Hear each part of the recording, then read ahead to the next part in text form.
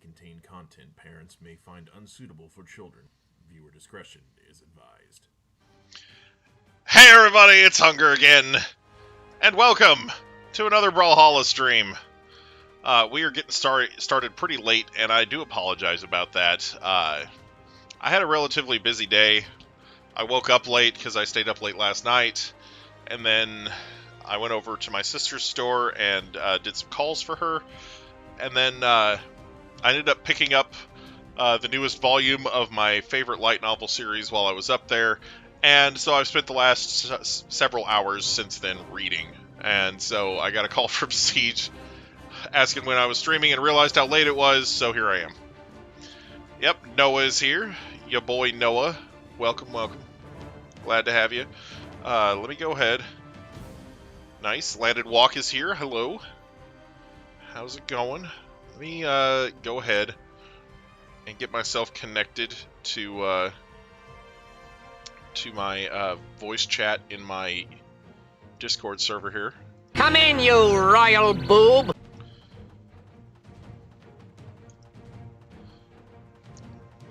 Alright, we are connecting now.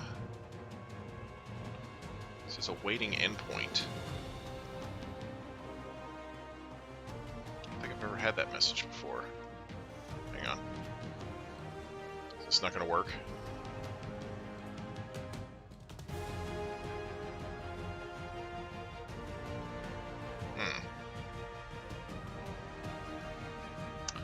Well, that's weird. My night is going okay so far. Sorry, I'm busy. Come in, you royal boob. But yeah, like I just explained a little bit about how my night's been going.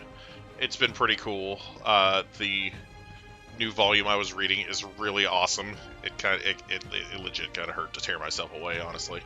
But yeah, I did want to make sure that I got a stream in tonight, so.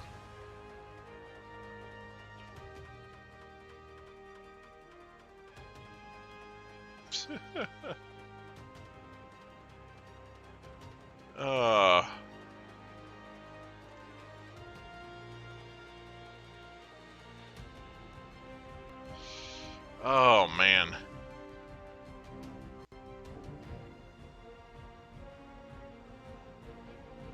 Okay.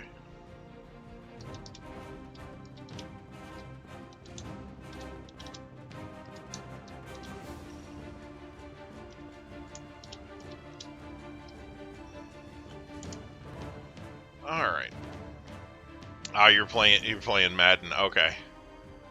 Okay, so I am connected to voice chat now, so when other people show up, that will be taken care of. So, all right. So I guess while we're waiting, I can go ahead and do some ranked. Online.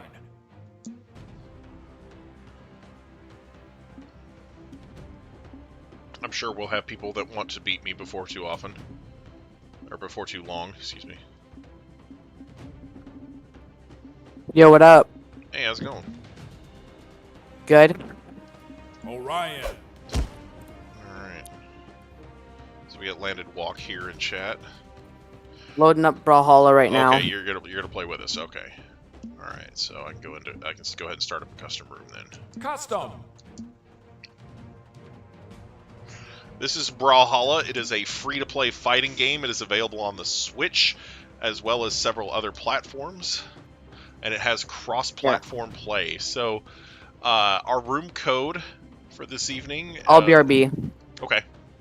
Alright, yeah, he's connected to the voice chat Discord. I mentioned that I was connecting to it. Alright. So, the thing with the voice chat is I reserve it for people who are actually playing with me. So, he's planning on connecting to Brawlhalla. So... like, I'm not trying to be mean, it's just that it's better for the channel if people talk in the YouTube chat, but I understand that when you're actually playing, especially a fast-paced game like Brawlhalla, that you can't always type. So it's a way to keep communicating with people that I'm playing with. That's what the voice chat is for. It's not just to have anybody who wants to just show up and chat with me. Like, some people don't understand that, but that's legit what it's for. Like, And that's a rule I sometimes wish I could break on Sunday nights, but Yeah. heyo. Hey. But yeah. But yeah, I have to stay respectful. Right. Yeah, and like Brawlhalla doesn't have its own chat on the Discord. It's just the content chat because it's a game where kind of people could just be in and out so often that we don't want to have to create a special role and a special chat just for it. So. Gotcha. Because then I'd have to stop what I was doing every time somebody new joined and add the role and all that crap. So. Anyway. All right. So my big black Blu-ray brick is booting up. Okay. Do we have a room number? Yes, we do. So the room code currently is 814454. So, lots of fours. All right. Yeah, I'm back. All right. So I just gave out the room code. I'll give it to you too. It's 814454. So.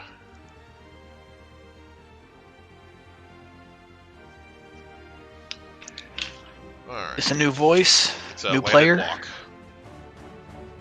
Landed Walk has been coming to the channel for a while, but I think this is his first time in voice chat on Brawlhalla. He's been to Brawlhalla streams before, but anyway.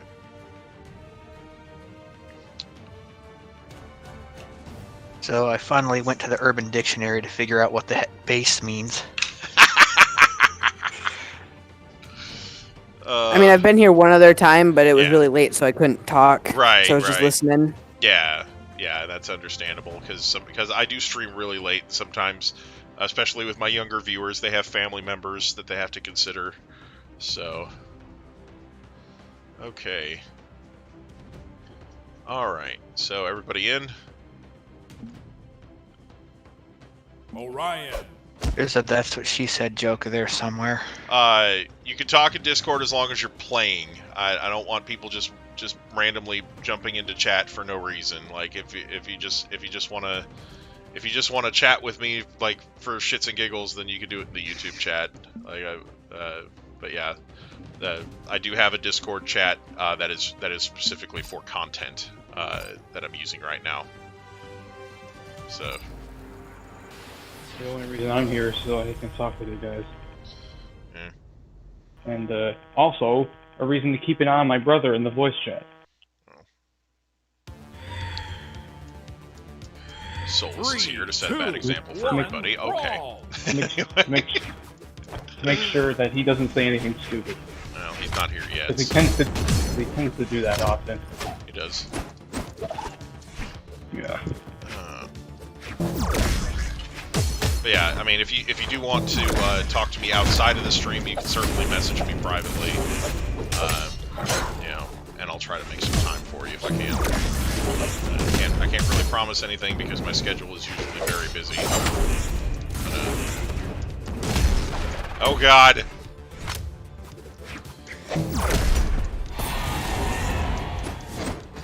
So a little thing that I've been doing for a while. I've been practicing some Among Us on the Switch so that I will at least be better. Yeah, I need to get whenever some that more time practice in on the Switch too, because whenever that time comes, I will be ready for it. Yeah, I need to practice some of the mini games and whatnot, the tasks, because I need to get faster at those. People don't try to suss me out for being slow on tasks. It was like, there's no way you could have failed card swipe 20 Okay, times. I joined. Want to bet? Alright. Yeah, I get sussed out for most of the time just because people suss me out for faking a certain task. Yeah. They do that all the time to me. I was like, how am I faking that task? I'm actually doing it. Right. Yeah, so people get really they're like, oh, it took you 0.2 seconds longer than me to do this task. You must have been faking. It's like, no, I must be on the Switch. They have different controls. Are you guys talking about Among Us? Yeah. Yeah. Yeah, the Switch version, some of the It's so tasks easy are way on PC. easier, but some of them are way harder. Like the door opening, when you have to open a locked door, you just keep spamming the button with the Switch. It's so easy. Like with the PC, it seems much harder, but like it's really easy with the Switch. But like some of the other tasks are way harder with the Switch. So. The card swiping. Oh yeah, the card swiping. You're just doing circles on the, and it's so hard to get the timing right with the Switch. Oh my god. Oh, I've learned. On PC, it is so easy. You just have to drag it and hold it at the end for like 3 seconds, and you get it every time. Yeah. Yeah. It's I've learned how to do it correctly on the Switch. Yeah. Yeah. I mean, on the skill map, people suss you off for faking the card swipe, and I'm like, okay, sure. That's fair enough. Yeah. Yeah, I think trying to suss somebody just off card swipe is pretty weak. Like, I gotta tell you, it's so hard to type a message on the Switch because you're using a controller and that keyboard thing pops up. Right. I think if only it had a touch screen. I think if you had a Switch with a dock, then you can actually connect a USB keyboard to it. But interesting. Who knows if the game supports it? Yeah, not all the games support it, but I think that is a feature that it has. Is you can, there's USB ports on the dock. They're not found on the actual Switch, or Switch Lite. So, as far as I know, I currently don't possess one of those, sadly.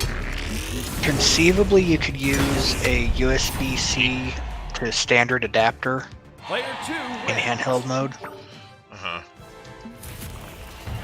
Just brainstorming here. Right. Yeah.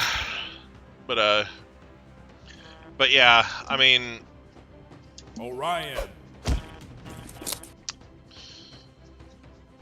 Using the Switch Lite though really kneecaps you, especially if you're planning on using it to make content. Like, I don't understand why anybody who's wanting to be a content creator would get anything but the regular Switch, or if they're holding out for a Switch Pro. You know, a friend of mine on YouTube, Aura1442, I think is his name. He has a Nintendo Switch Lite, and he films and he records his videos with his camera. Yeah, that's lame. It really, I don't know what, if you have enough money to spring for a good camera, then you should be able to just get the regular Switch and a capture card. It's much easier. When you're trying to record a portable on a camera, you're just gonna have shaky cam the whole time. Yeah. Just try to prop your phone up or something. I mean, even if you put the phone on a tripod, and you're trying to be really careful with it, especially if you're playing an action-oriented game like Brawlhalla, you're going to be hammering buttons, and the screen's going to be going everywhere. I think he uses one of those handheld cameras, not those cameras on the phone. You guys talking about Nintendo? Yeah, I'm on Nintendo right now. Yeah, I was just talking about, if you're wanting to be a content creator and you want your videos to not look jank and silly, then you want to have a regular Switch and a capture card rather than a Switch Lite with a camera. Yeah. You know, I understand that some people record that way because it's all they have, but, you want, if you want your content to look professional, then to me this is the only way to go. I'm so glad that the Switch has this docking capability so that I can record it, because that was something that the DS, it was a pain in the butt to record with, because you had to get a modded capture card in order to do anything. My content probably won't be that great then, because all my videos are on my phone camera. Yeah. I don't have any good. Like I said, it's one of those things where when you're trying to do gaming vids, you want to be able to capture the gameplay footage and in a way that makes it easy to see and whatnot. I've seen a lot of these videos where people are recording their screen with their camera, and it's just, it doesn't look good. It really doesn't. Like I said, if it's a handheld, then it's shaky, and if it's a TV screen, then it just looks weird. Yep. Because recording something backlit with a camera is not the greatest thing in the world. Doesn't the Switch have the capability to record videos right onto the SD card? No. I know it can take pictures, and I think it has a video storage capacity. Yeah, you just hold the wait. You know the button you take a picture with? Yeah, if you hold it down, it records a video. It gets the last 30 seconds. Yeah. Oh, only 30 seconds? I don't know if you can change that, but I'm on it right now, and I always look at the last 30 seconds. Yeah, see, I only ever hit that button by accident. I hate actually having to go through and delete all the shit that I accidentally capture afterwards. I looked at a tips and tricks video. I was just looking away. Like, if I had like a capture card and some other stuff to record this, I would definitely be able to record my Kirby Star Allies runs. Yeah, and like I said, it's not like I'm trying to knock people that are just working with whatever they have. I'm just saying that if you're really interested in being a content creator, then I would invest in those types of things as soon as possible, rather than later. Because you don't want those videos that you record with your camera to be the embarrassing ones that you delete later on. You know? Yeah. Like, I started YouTube relatively late in life, and so I don't have any video. I don't really have any videos that are like super cringy that I was like, oh, let's delete this. You know, like the only videos that I've ever like deleted or privated are videos that were like time sensitive, like, oh hey, this thing's going on, and and I'm just trying to let everybody know about it. You know, like if it's something like that where it was time sensitive and like the event is over or whatever, then yeah, I don't have the video live anymore. But other than that, yeah, I used to have like 450 videos on my YouTube channel. I had to delete a lot of them because a lot of them had like screechy audio. Right. Who's this Orion I'm going against? That would be me. Yo. Some of them had shitty content, and some of them. Well, one of my short Binding of Isaac handheld camera videos actually got like, I don't know, 300 views. Wait, what? What was that? I didn't know how it happened. It was just, it's a video called Pure Insanity, Super Envy video. Alright. It was a solid 29-second video. In my experience, I was gonna say, in my experience, a lot of the time, the videos that end up getting a lot of views for me are just the ones that people go to a lot for help. Yeah. You know, like I get a lot of views on videos for parts that were hard to deal with. You know, like Memes Inc. and Pokemon Clover. Player 3 wins. GG.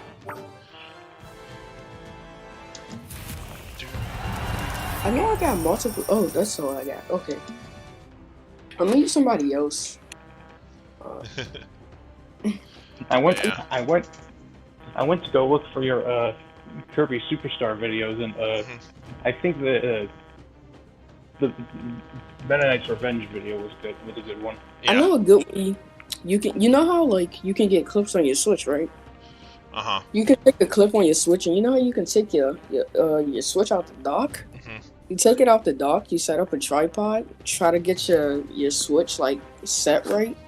That can be a good way to record. I mean, if you don't have a capture card and everything, but the capture card's way easier. Like, yeah, that'll take time to do the way. If you have a docked Switch anyway, then rather than buying a camera, it's better to buy a capture card. But what's the difference between a Switch Lite and a regular Switch? A Switch Lite does not have the capability to dock. It also has a bunch of other features stripped out. So it can't dock. It can't dock at all. Like even if you get a dock from like a regular Switch, the Switch Lite cannot dock on it, and so it can't connect to a TV. It is only a portable. You could Dremel off the plastic parts of the dock and put it onto the USB cradle if you wanted to charge it, but it would not do any video output. Yeah. So it would be better to get a regular Switch. Yeah, if you're trying to be that's what I was talking about. If you're trying to be a content creator, then yeah. Oh God, somebody pick Big Thunder Guard. Damn it! JDM Shadows is here. Yep. Oh god. I hate this place. I hate it. 3, 2, 1, brawl! JDM, you have to feel the wrath of It's Pugs Almighty. Yeah. I freaking hate Big Thunder Guard. Hate this stage. Don't mildly dislike this stage. Absolutely hate it. I love this stage. What's so wrong with it? It is the worst stage. Like, what are you on about? It is a big flat pile of nothing with 2 gap platforms in the middle that you can fall through if you're not careful. And it's got just... You like running away or something? There's no strategy to it. It's just run around and hope that you don't accidentally get killed by the stage mechanics.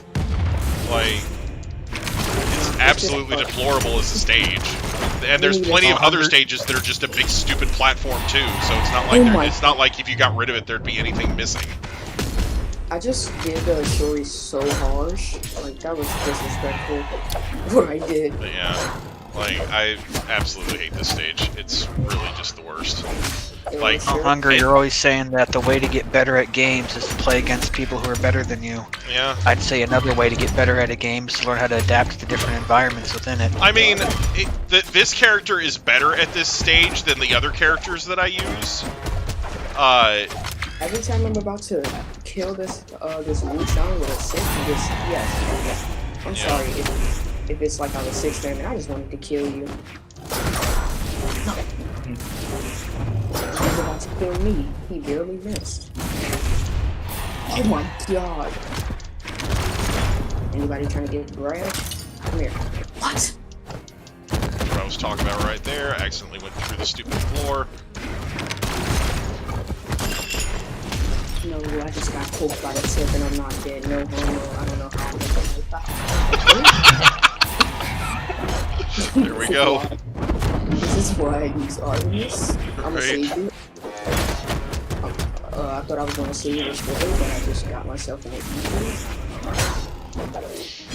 But yeah, like, this stage is, like, for characters that have, like, dashing type signatures, like, that have a lot of signatures that, like, thrust them forward straight ahead, you know, like lances and spears and things. This stage is better for certain types of characters than it is for others. And I think the main reason I have such a distaste for it is because I play a lot with Volkov, especially at the beginning when I first started playing, and Volkov is not good here. Like, the only time Volkov is really good here is when there's a huge crowd of people and Volkov can just unleash his 6-spam and throw people off, you know. But once you start getting down to just a couple people, it's really easy to avoid him, and he's just not as great as a lot of the other characters here. So. Hey, Wushan, watch this. Wow. Bop. Nice. He just, GG, JDM. He's Good got play. I'm gonna just go back. He really took the cake with that one. You know, I'm gonna use someone I don't use because I don't know how to use cannon that much. Mm-hmm. I guess I'll use cannon. Oh, yep, we got another one. Yo, Caspian, did you change your name today? Just let me know, because if you're who I think you are, you suck. No disrespect. That was an oxymoron right there. Say no you say you suck, no disrespect. Okay. He's like, hey, that's not a bad thing. Some very nice people suck. Asian boy, yes, you can sub, absolutely, or you could join, absolutely. Excuse me, either one. Room code is 814454. But yeah, we just let anybody who wants just jump in. It's not bad. I got busted so bad by Sandstorm earlier. I think it was like yesterday or today. I think Caspian's touching himself over there. Look, he looks like he's jerking it. Look. Sorry. All right, I'll go ahead and pick my legend here. Sandstorm basically his street stalked me. I hit him one time. All right. Like, guy's just a goat. I think we're waiting on JDM here. Okay, there we go. Okay. Ollie, if you're in here, you kind of like, I'd like you to get ready. Okay. I just realized that if Earthworm Jim were to not show up in Please Smash, choose Thunder Guard, please choose Thunder Guard. I wouldn't. Yes. Best stage. I wouldn't mind Earthworm Jim showing up in Brawlhalla. Right. Hey, yo, Hunter, this is the Artemis. Like, you want to just team up on him so we can I fight mean, each other? I would just maybe pay to play as Earthworm Jim in this. Right. Wait, I got you, but wait, no, you got me. There's a difference here. I guess I have wait, does JDM Shadows call himself Pugs Almighty? Yes. How come I just now realized this? No, both of you just got saved. You're getting good person. Oh God, no! Give me this kill!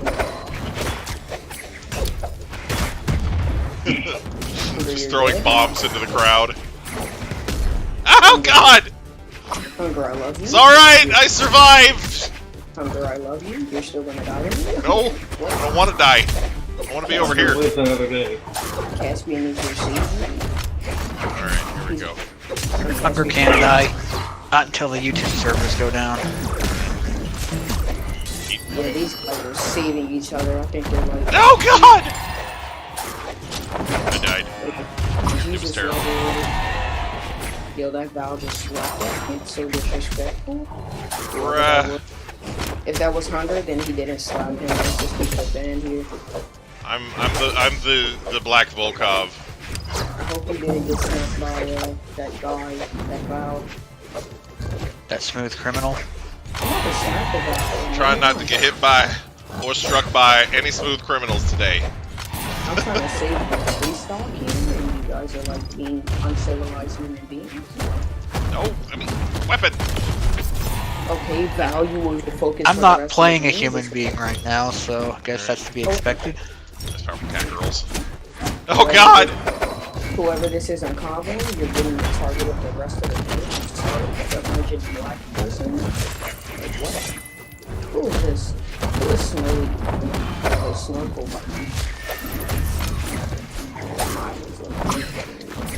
Hey, Hunter. Ah! You want me to avenge you? Or you want to just... I'm just over here. Let me just kill this cat man. He's been at this off a long time. Why?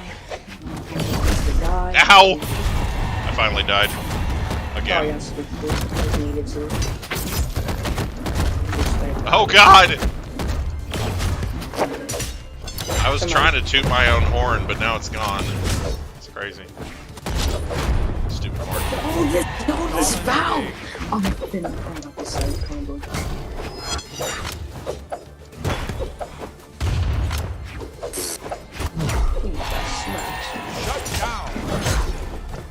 I don't know who I pinballed down there, but it was fun to watch. Whee! Oh, Hunter, that's you. I want you good. I tried to kill you still. Oh God, no! I got you. Everybody said they will die. I got you. Oh, sorry. You tried to kill me? I just generally try to attack anything that I can. I'm sorry. I didn't mean to. Get away from me. Ow! Fuck! I died. Hunger is playing the part of an indiscriminate misanthrope. I died also. We're friends now. Yeah, right. It's usually my phone shtick. is dying from being cold. What the hell? Just here in the after times. I'm sitting it over an ice pack. I thought it was charging, but it's dying because it's the... How is that possible?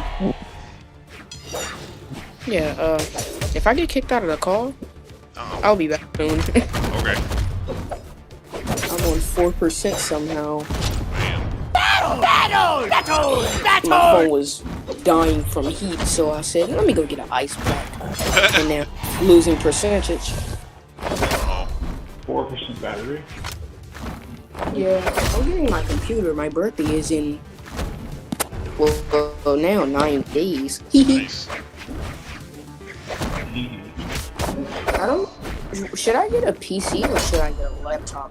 PC. PCs are generally better because they're easier to mod. It's like That Wait, but can somebody help? Okay, will somebody help me build it? Because I don't know how to build a PC. You can go to certain websites that will build a PC for you. Yeah. How long is this stream? You probably be another 2.5 hours or so. Hey, let's play Brawl Ball. I mean, not Brawl Ball. Football. I mean, wait, that's the same thing. I mean, Dodgeball. I mean, wait. Dodge Bomb? Yeah. I said Dodgeball, my bad. Wait, so you said... Dodgeball, football. Wait, you said build a... Wait, so any of you got a PC? I have a PC. I didn't have one built for me, though. I would like to get one built for me, but I basically just bought one real quick to replace one that my laptop that had died, so that I could keep... So, does anybody here that built their own PC? I used to put together PCs way back in the Clinton administration, but well, I don't really. I built a PC. I don't want to buy. I thought my mic wasn't muted, but I built PCs. Oh, okay. Yo, Shadow, how's it going? Yeah, I'm sorry, I'm not. Yeah, you couldn't hear me that whole time. Yeah, no, we couldn't. Like, I was literally talking about why would you call us trash and that with no offense. Right. Yeah. Oh wait. Yeah, you're the guy with the microphone. Poor Shadow, he was talking to himself this whole time. Oh no. He's been talking to. I feel depressed now. All right. So I've built a ton of gaming PCs. I've built at least 4. Can you tell me how to build one? Oh right, I forgot. Just get a guy to build one for you. It takes a while to build one, plus you'll need the money and the parts. And plus the amount of time it takes to get the parts to deliver your house. It'll take you at least a month or so, unless you get it all in one big order, which I doubt you could afford. No offense. What if I get like a... I forgot that you were the guy with the microphone in his mouth. No offense, by the way. What if I get a pre-built PC? Pre-built PCs are nice in that they work right away. Like like with me, I got a pre-built PC because I needed something quickly, and I didn't have time to sit there and wait for parts to come in and stuff like that. Like JDM was talking about, I'd already been offline for like a week by the time I got it. How much is yours? But generally, pre-built PCs are going to be inferior in both value and performance to something that exactly. Spend the same amount of money on building yourself. So yeah, eventually I'd like to I'd like to be able to set aside enough money to just pick up a gaming rig and do something that way. Can't you buy a It depends. You can, but it's not going to be as good as actual PCs that you build yourself. Right. It depends where you get them from and who you are. You need to, if you know stuff about computers, you check what's in it and if it's good or not. Right. So best option is don't go on eBay. Listens to you'll get. Why would we listen to you? Oh dang, because he's asking questions. Anyway. What if I buy a pre-built PC? Is it worth and I just buy more parts and just change them? Not worth it. You might as well make your own PC with your own setup. Yeah. The reason that it's better to build your own PC for most people is that if you are building your own, then you can concentrate on the specs that you actually care about rather than stuff that is because pre-built PCs most of them are designed with office work in mind.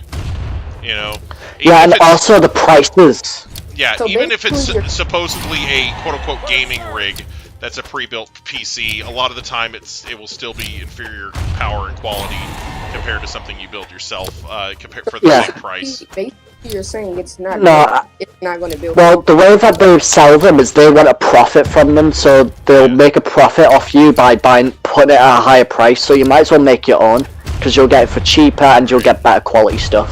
Yeah. Plus you. Yeah, and the best. Yeah, best option, don't just buy the most expensive stuff, you need to think about what it is. Get a computer guy to do it for you. Alright, thanks Noah. Sorry, I want to go ahead and respond to Noah. Yeah, if you leave because it's your bedtime, then yeah, I understand. Basically, you're saying they're not going to be built for gaming. Yeah, that's basically what we're saying. Yeah, because there are some I remember back a year or two ago, Walmart was advertising that they had quote unquote gaming PCs. They're like $1,000 and they're supposed to be optimized for gaming, but it's like, you know, they were. But when you buy them there, they were still way inferior to a comparably priced gaming PC that you would put together yourself. So yeah, the thing about it is just I'm scared because it's like if you want a good gaming PC, or another good thing is getting a gaming laptop which runs as a PC. How do I stop spectating? Tell me your budget. What's your money budget if you're thinking of buying one? I was gonna say like $700. $700, you can get a decent one, but the best option is going for one at least 1,000 to 1,200. Right.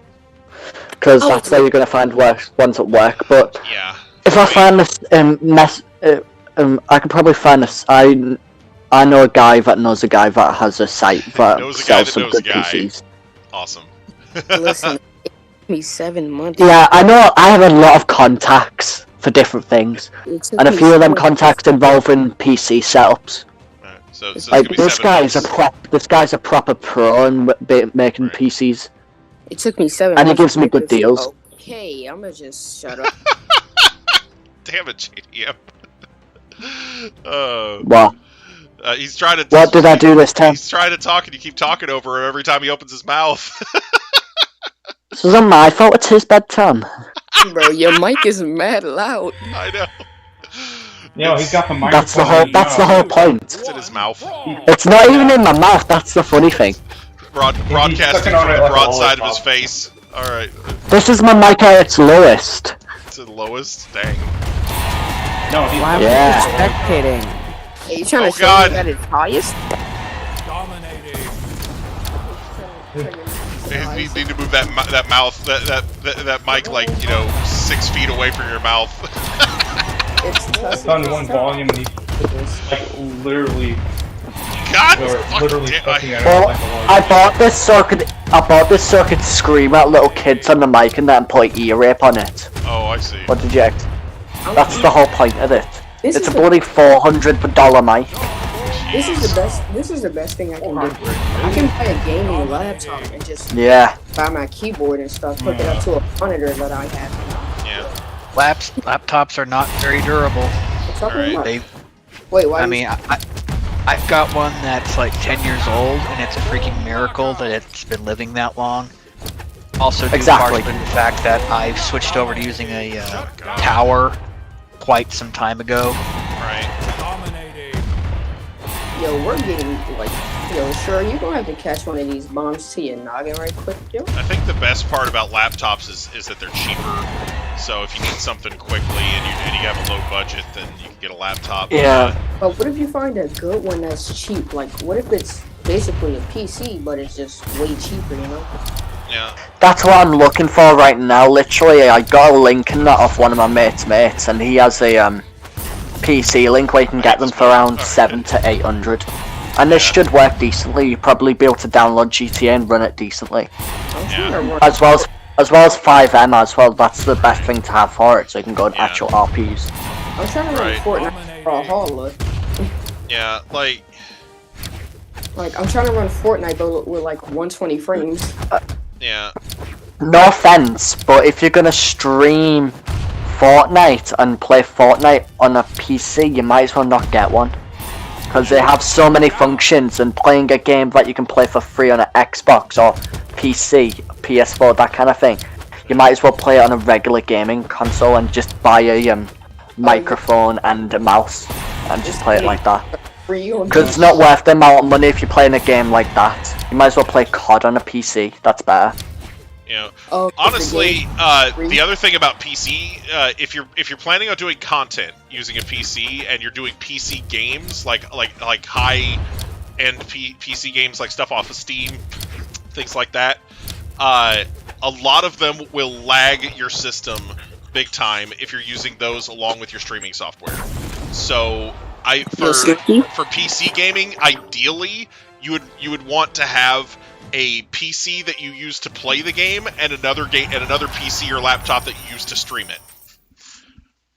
So yeah, that's the way to do it. And the way that you have it streamed, you might as well have one expensive PC and one cheap one that'll work decently, right? So you can support your stuff. Yeah, because if you get a decent laptop, you could just have it running OBS Studio and then just run the.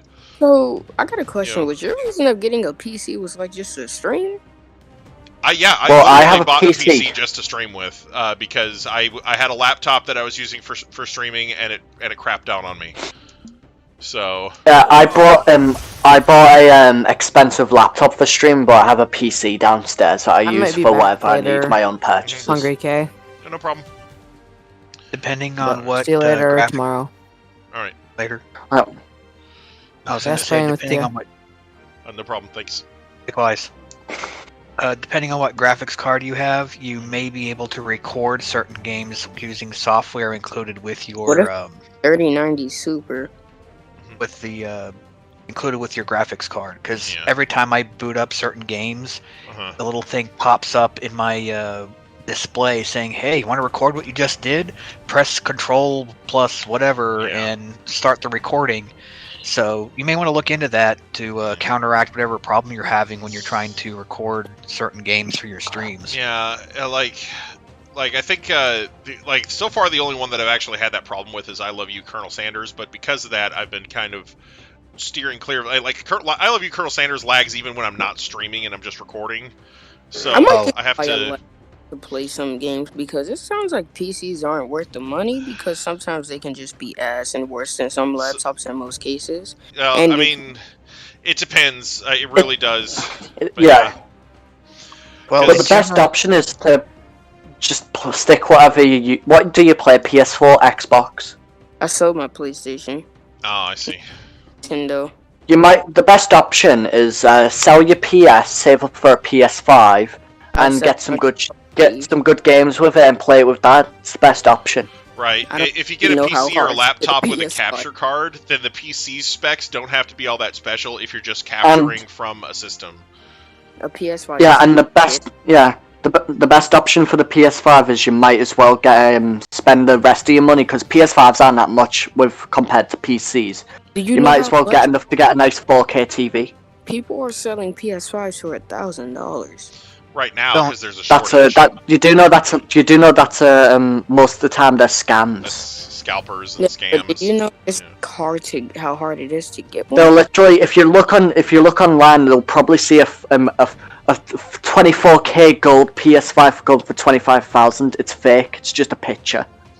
Of course, I'm not that dumb. Right. There's exactly point. Just like there's no such thing as a 1 terabyte PlayStation. There's no point in being an early adopter for game consoles, especially right now with COVID causing game delays and scalpers making life hell for anyone who wants to genuinely, buy the thing and play it and use it. Right. Also, when you're talking about early adopting game consoles, the earlier ones are going to be the ones with the bugs and the glitches and stuff in them. Like the later ones that come along after that are going to have a lot of the shit ironed out already. So and probably more storage space to download and play more games without having to shuffle all the time. Right. So I mean, I have a PS4 Pro and it has a so-called 1 terabyte hard drive. But what they don't tell you is that it reserves nearly 200 gigabytes of storage for system use. And then and you need to get a computer that has high FPS and that can run efficiently. Yeah, that's the best option. Because I remember when I got my laptop, I remember when I was still using my laptop.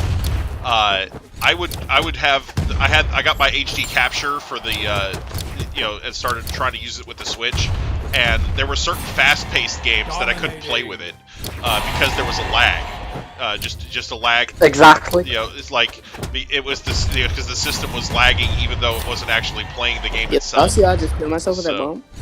So and that problem went away when I got the PC that I'm using now, so I can actually stream directly to the PC and play games that are more fast-paced without having input lag. Because when I was playing it on the laptop, there was legit like a second of lag between the time I would push the button and the time I would see it on the screen.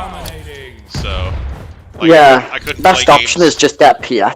Yeah, I couldn't play games like this or Tetris or anything that was more fast-paced than like Pokemon or something. You know. Anything that has very good graphics and has very high FPS, you probably won't be able to stream on a basic PC or on any basic computer. Yeah. It's too much. Like, It'll either ruin the amount of lag that you have, make it in 3 seconds each time you hit a button, or it'll make you have some of the worst graphics you'll ever see in game history. Probably PS2 graphics. Yeah. Dang. If you're able to download it, obviously. Hey, Superior Rose is in the YouTube chat. Hey, Rose. But, now, to look at things from a more practical point of view, if you save up your money for a few more months and get yourself a nice $1,000 computer, that computer can be a good tool for life in general and not just a plaything. Yeah. Exactly. That's why I've got a laptop here and a PC downstairs. Yeah. I honestly would like to get like some sort of secondary computer or laptop that I could use just for streaming, so that I could record things like "I Love You, Colonel Sanders" properly, you know, without having a lot of lag. Literally in a bit, I'm literally about to stream and that on Twitch. Well, I wish I could stream on YouTube, but it's Xbox. Oh. That Colonel Sanders game, that's free on Steam, right? It's free on Steam. It's free to play, and it's absolutely hilarious. Like, it is so funny. Like, Game Theory did a trilogy of KFC-related videos recently. Oh yeah. And it seems like someone actually cracked the recipe. I'm ahead. Have a nice night. Okay. All right, no problem. Take care. I'll join the stream. I'll join the stream tomorrow if you stream. All right. Yeah, I should be streaming Pokemon tomorrow. So. All right. Anyway. Peace. All right. Take care. All right. Has he left yet? You could always check Discord. Too lazy. I'm too far away from my. Yeah, it's just me, you, and Siege in Discord chat right now. Yeah. Literally, I really want to stream. Do you know, like make it? I really want Xbox to make it so you can stream on YouTube, but it's really tough. Yeah. To get able to. Man. Yeah, right now... You have to do glitches. Right now, Twitch is just... They're rubbing a lot of people the wrong way. They're really doubling down on the ethos and trying to punish people who use certain words, even if, like, the words are completely harmless. Like... Oh, yeah. Words are dangerous. Yeah. They cause people to have hurt feelings, and hurt feelings are, like, the worst thing ever. Yeah, I don't know how Pog is gonna hurt anybody's feelings, but okay. It's literally an acronym for play of the game. Yeah, literally, I called a guy a prick, and I got banned even though he called me a faggot. Oh, yeah. You can see the difference in words there. Right. Yeah, like, it's worse to call someone a faggot than a prick. Yeah, and that's the thing. Twitch's mindset is like, oh yeah, you can call somebody that, but if you call it, or the N-word, but if you say simp or virgin or incel, oh no, that's just intolerable. Wait, you know? So they allow epithets? Yeah. As far as I know, they don't. There's no word. There's nothing there specifically banning them. Yeah, literally. I'm confused what Twitch is more racist or sexist. Yeah, well, and that's the thing is right now their core audience, I think, is being made up of guys worshiping these ethos on their site. Exactly. So they're trying to protect that instead of protecting normal gamers and whatnot. And I think that's kind of disgusting. Like, it's like, listen, Twitch, if you really want to be that type of a site, just go ahead and change your TOS, become a sex cam site, and fuck off. You know, like. I think that was their original idea. I mean. But their alternative was their alternative was the exact same thing, just for kids. Right. It's like slightly PG-13 chatterbait. Kinda. Exactly. Like, they're like, oh no, you can't actually go ahead and show anything. Oh no, that would be immodest. But you know, we'll go ahead and let you do everything. But you know, Player 2 wins. Yeah. Do you want to change it from whatever this is, Brawl Bomb or whatever, back into original? Yeah, I'll switch it. I don't get what kind of weirdo would pick this dodge bomb over actual fight. Right. It's a nice occasional diversion. Yeah, it's nice every once in a while. Occasional, But I wouldn't want to play that all night. Yeah, it's not helping me better with this character. Yeah. It's And it's not something that's fun. Yeah, I don't know. It's just weird. Like, you're just chucking stuff at each other. It's not the most fun thing in the game. Right. It's the Tom and Jerry mode. I think the people who like it are the people who are good at dodging bombs, and the people who and you know, because not everybody has put enough time into this game to where they can dodge projectiles super easily. So yeah. Anyway. Yeah, I do miss the days when I was putting together PCs. Yeah. And the main reason why I don't do it, the main reason I simply bought one custom made and pre-assembled 3 years ago is because I had a former friend that I used to put together the PCs together with all the time, and he didn't know what he was doing when I bought myself what would have been a monster PC at the time. And he wouldn't own up to the fact that he fried the graphics card. Not the yeah, it was the graphics card, part of a 3 CPU set. I don't know if you remember the Crossfire technology from years ago, Shadow, but yeah, it was supposed to be this monster beast. He fried out one of the cards, wouldn't own up to it until after I found out the warranty had expired, and that was like $700 that I couldn't get back. So I was working with 2/3 of a computer. Yeah. And turned out to be the kind of guy that enjoys ticking people off and watching them get angry and so forth.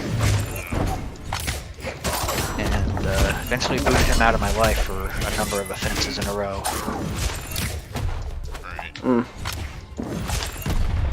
You cost me $700 essentially, and he's denying the fact. Nope, I'm sure he was getting a huge kick out of it behind my back. Yeah, and did he pay you the money back or no? Nope. You could have told the police about it. I feel like they probably wouldn't do anything about it, but the fact is, it's $700. Yeah.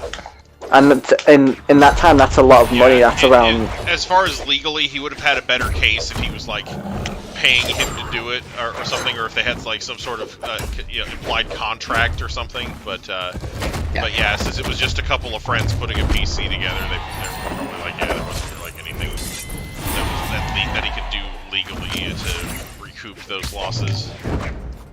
Yeah, but the fact that he won't own up to it and the fact that he wouldn't pay for the damages that he caused, that's basically vandalizing.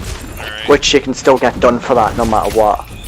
Yeah, well, I mean, he could have tried a couple of different angles legally, but honestly, the amount was so small that it wouldn't be worth bringing an attorney into it, because any gains that you got from it would pretty much get eaten up by legal fees. And you can, in a civil case, have the other side pay your legal fees.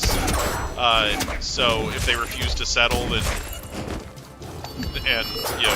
get you what you want, then you can have them pay your legal fees afterwards. But you have to basically win by an overwhelming margin. In other words, you have to win by so much that, you basically have to have the law on your side so much that they should have known better than to drag the court case out and make you spend all that money. You know, that's basically when you get your legal fees awarded to you. You know, because if you sue them and then they settle right away, then you're just out whatever money you spend. You don't get legal fees on top of your settlement. So yeah. Bleach is returning this year. Oh man. What? Bleach is coming back this year. The anime. Yeah, I mean, honestly, I'm actually kind of excited. I'm just gonna go BRB. I'm actually kind of excited just because Bleach was something that really had terrible filler. So I'm actually excited to see a big anime like that going the no filler route and canceling the taking the show off the air to wait for manga content and then coming back. I think it's going to make for a better show overall when they finally get it done. But I'm happy. I'm happy for those who are happy, but me, I couldn't get into it. Yeah, I couldn't get into. I really actually stopped watching it after like the first 60-something episodes when they really started going ham with the filler for like 2 whole seasons. I tried to come back after the filler was over, and I got so upset because they were trying to include the filler characters in the main storyline, and it's like, no, filler characters stay in filler episodes. You don't introduce a bunch of new characters in filler and then try to drag them in to the main storyline afterwards. That's bullshit. Like you keep them where they belong in fanfic land. Don't have any place trying to get in, trying to wriggle into canon storylines. Speaking of fanfic land, I know I've mentioned this before, but I've read a synopsis for the Mortal Kombat movie that's supposed to happen in April. Yeah. Fanfic part of it is that instead of having Johnny Cage, they've got a completely new character as the focal point. Great. Basically, this guy gets transported into another world. It's like another isekai video game movie adaptation, like Monster World. He joins a whole bunch of people, the characters from the Mortal Kombat games.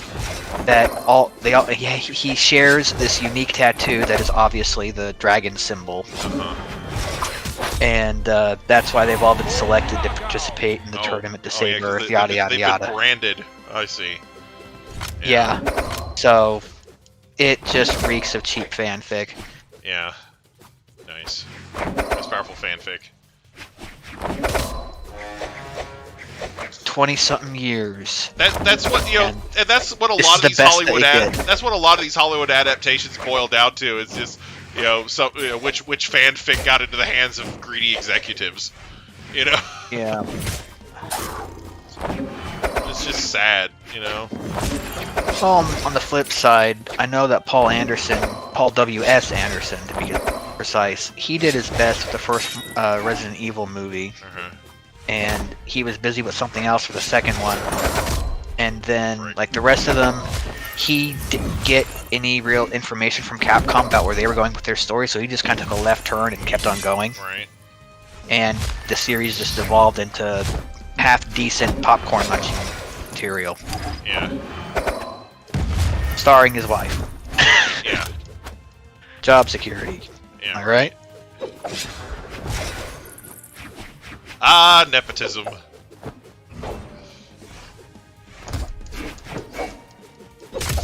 I'm sure she was cast only because she was the best actress for the job. Definitely didn't matter who she was fucking or married to. Sarcasm knows no bounds. Yeah. They said I could be anything I wanted, so I became sarcastic.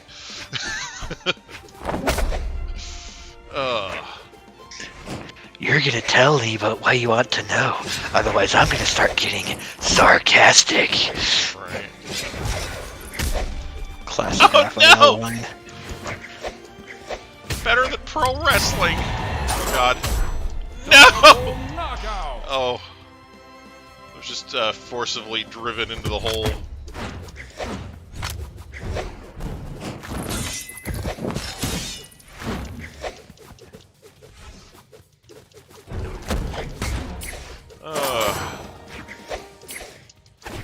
In completely unrelated news, Mother may have found the perfect new apartment to live in.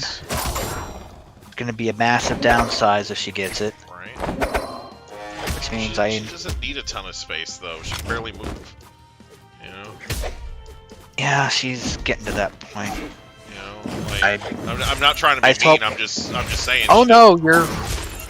You know, when you can barely walk around, you don't need to have like 8 rooms or whatever, or or even 2 or 3 rooms, like Yeah. Because she's got a ton of stuff that I stand to either inherit or have to throw away for her. Right. And then when I move out of state, it could be just more stuff for me to have to toss away, maybe. Right. Maybe. No, God! Dang it! Would have been sweet if it connected.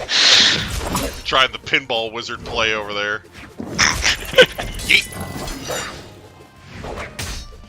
Oh, I'm just as mediocre at pinball as I am in video games. I'm as mediocre at pinball as I am at Brawlhalla. I'd say that's a fair assessment. Yep. Oh. I'm really annoyed and disappointed in myself for having not bought all those digital pinball tables from the Pinball Arcade by Farsight Studios, because apparently they lost... Yeah, back when I could have, because they at some point lost the license or the contract with all those classic pinball machine manufacturers, and now they've gone to the competitor Zen Studios, which they had the pedigree for doing fictional pinball machines entirely, and I liked that. Yeah. Okay, so Vegan Tampon wrote me a little bit about Bleach here. It says, a lot of manga fans are still upset about the ending, and some really want to see it changed in the show, or just some things to be added in the story due to the creator of the manga being rushed to finishing it. Here's the thing, and a lot of manga fans probably won't agree, but Tite Kubo is not a good writer. He kind of sucks. All you have to do to realize how much he sucks is go back and read Volume 1 of Bleach. Because he's in the middle of world building, and he keeps breaking all of his own rules, like, right off the bat. Like, so much so that they had to fix it when they went into the anime, because he was literally just writing plot hole after plot hole. Like, yes. The thing, okay, so in the first part of the manga, he's trying to show that Ichigo can see ghosts, right? That's supposed to be his thing. It's supposed to be this unique thing about Ichigo, that he can see ghosts, right? So in the manga, he sees these 3 guys, or 2 or 3. I can't remember if it's 2 or 3 guys now, but it's a couple of kids, and they're not like super young kids, like high school kids, and they are on a street corner, and they have kicked over a vase with a flower in it, and that was basically a grave marker for a spirit, like a little girl who died in a car accident on that street corner, basically. And so, in the manga, Ichigo scares the punks away by showing them the bleeding ghost girl. It's like, you just got through saying that Ichigo's weird because only he can see ghosts, but yet he can somehow show this ghost to other people to scare them off? Literally fucking idiot. Like, just, like, and like I said, this is like literally not barely into the first chapter and he's doing this. Like, and I thought Ernest Cline was awful. In the story. Yeah, so, anyway, then, literally later on in the same story, like, same volume of, he introduces this concept of these creatures called hollows.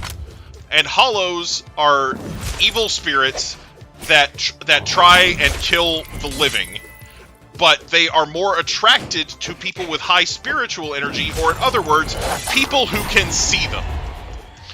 Ichigo has 2 sisters, Yuzu and Karin. Yuzu cannot see spirits. She's not able to see them. Karin can, but, like, is in denial. She, like, acts like they don't exist. And so there's a point where a hollow attacks his house. The hollow ignores Karin and attacks Yuzu. And so Karin, like, comes up to the top of the stairs to get Ichigo and tell him that their sister's being attacked. Which makes absolutely zero sense. So, when they did the anime, in episode 1, they had to make it to where Ichigo beats up the kids instead of scaring them off with the ghost girl.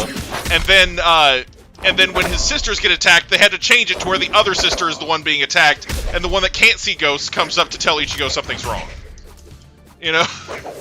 Not every day an anime fixes a manga. Yeah, it's like, legit, most of the time when an anime is making changes to a manga, they're fucking it up. But in this case, it had to be done because the writer is such an incompetent dumb fuck. So, like, all these people who, back when Bleach and Naruto were airing at the same time, who were going, oh, Bleach is much better written than Naruto, they are fucking idiots, okay? The writer for Bleach is a hack.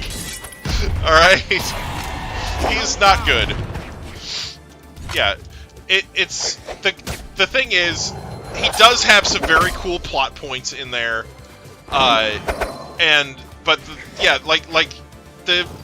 he really just cares about, like, the character designs and everything way more obviously than he does about world building and continuity. So, you know, he has tons of mistakes in his stories, and, you know, he's just generally not good at what he does.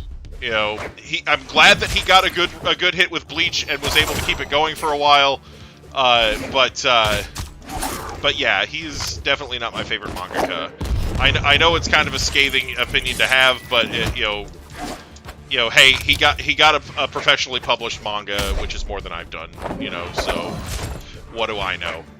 You know, you don't have to be a master or have a GED or whatever to have a valid opinion on something. Yeah, and that idea that you have to have, you know, X amount of clout in an industry or something in order to make an opinion. In order to really have an opinion, yeah. That thinking just needs to go. Well, here's the thing, though, is a lot of people who do, you know, a lot of amateurs who have opinions on things. There are certain things that can be said about people, like, because, like I said, there's a bunch of people who think that Bleach is so well written, and like, they're just wrong. Like, you know, but the thing is, the less experience you have with something, the better you think you are at it, and consequently at judging it. You know. So yeah, I think a lot of people. A lot of people just spout off at the mouth without really thinking, but, like, with my opinion, at least I'm giving concrete examples of why I think the guy is a hack. Like, you know, like, don't get me wrong, the story is still fun and entertaining to read, but, you know, if you stop and think about it, for even a little bit, it's like, wait a minute. You know? It's funny too, because Ichiro Oda, the guy that does One Piece, there was a scene in one of his stories where Luffy or another character, like, breaks into a bar, like it's like one of those saloons with the double doors, you know, and they break the door on the way in. But then in one of the subsequent panels, the door in the background is fixed. It's back to normal. And so somebody, like seconds later. Yeah, like literally, you know, like, you know, in the same chapter, you know, like before, and so somebody sent him a fan letter calling him out on it, saying, "Hey, why is this a thing?" And he actually came up with this story about how there's this background character that came in and fixed the door while everybody was watching everything else. So he turned a gaff into an actual plot point. So that was something that was drawn also to explain it? Yeah, he basically, like, drew a picture of the guy and said this guy came in and fixed it. Like, it was just something that he did as, like, an answer to this guy, but it was still funny. Right. He actually felt the need to go ahead with that there. I honestly hope that Oda-san has, oh God, even secretly, his outline for how it's going to end in case something horrible happens to him. Yeah. Because I would hate to find out one day that he died, and we're just going to have like thousands of episodes of One Piece for nothing. Right. I'm not sure if they've cracked 1,000 episodes. I know they got 1,000 chapters. They are, episodes, I'm not sure yet. They are pretty far in at this point. It's one of the longest running anime there is. Yeah. There was I've given up any hope of getting caught back up. Right. There was a show called Sanzai-san, and apparently it's been running in Japan since like 1950. I don't know if it's finished now, but it had over 5,000 episodes. So when people are like, "Oh, One Piece is the longest running anime ever," it's like, I don't know. Like, longest running of its generation. Yeah, exactly. It is definitely, but as far as I know, there's still one out there, at least one out there that beats it. So, but it's like Sanzai-san doesn't have like the typical anime style. It looks more like Peanuts. But if you ask somebody in Japan, it's still technically an anime because anime is just their word for animation. Right.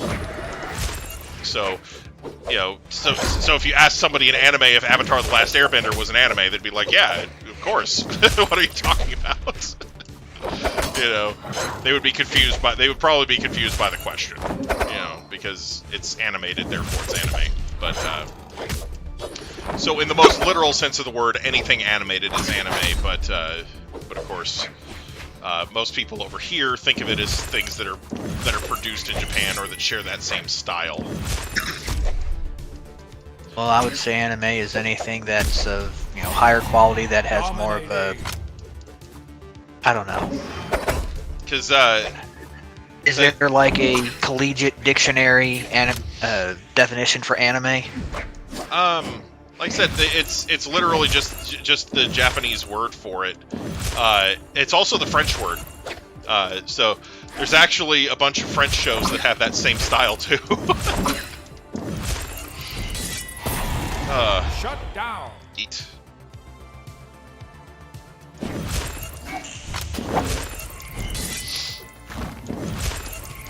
Eat again. So I guess the definition is blurry. Yeah, like it is. It really is. Because it's literally just me personally.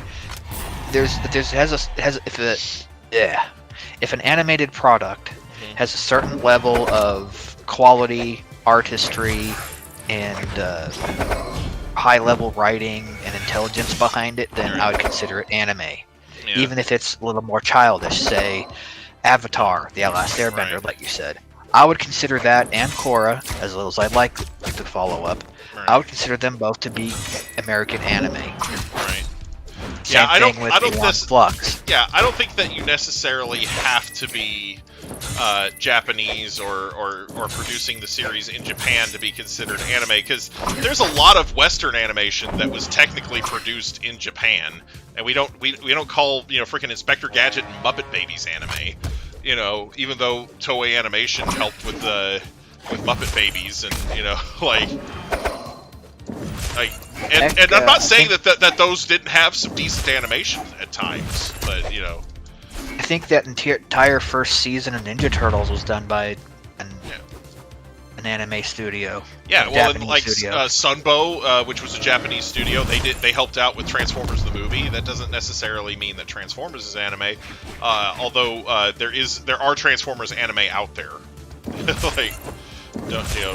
Transformers is this weird thing that kind of came from Japan originally. Like it was a Japanese toy line that we turned into like that we put a story on, and then that story was translated and sent back to Japan, and like that they did their own story. Like and so like we've been constantly batting the franchise back and forth, building on it.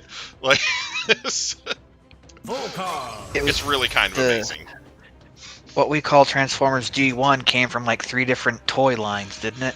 There were a bunch of different Japanese toy lines that they actually like they used bits and pieces of all kinds of different toy lines, including Macross, to create what eventually became the G1 Transformers lineup. So yeah, there were. It's funny. I remember seeing. I remember at one point seeing this. It was like an old anime from like the late 70s or early 80s, and it was a giant robot anime, and it was about a robot that turned into a fire truck, and like the thing has literally the exact same character design as Inferno from Transformers G1. So it's literally just that, you know. So yeah, like I said, and it's I just thought it was funny, and you know, I kind of wish I'd picked it up when I saw the DVD for it, but it was like, you know, one of those bargain bin type things, and I just passed over it at the time, but it was like, oh, that's kind of funny that it exists, you know, the original anime that figure came from. Yeah. And then when they went ahead and animated it, they just used the same exact freaking character design that it was based on. So. But yeah. Yeah, so yeah, there was a lot of that type of thing with Transformers. GoBots actually was another Japanese toy line, and theirs was literally just I think they were called Mecha Robos or something like that. They have like one toy line in Japan that they were based on. But yeah, and that was that one didn't have so much back and forth though. It was, you know.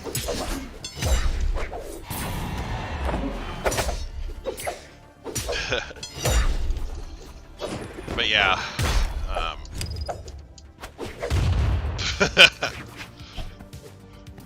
True art is the explosion itself. Come here.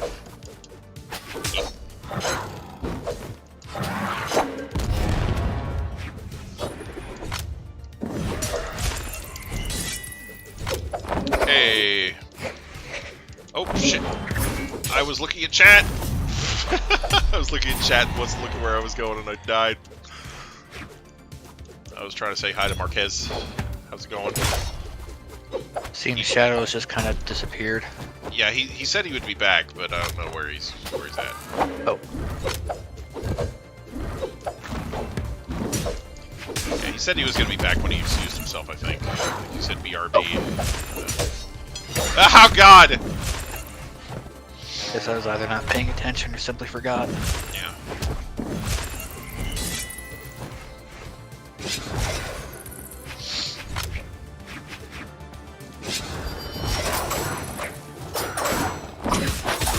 Oh, God!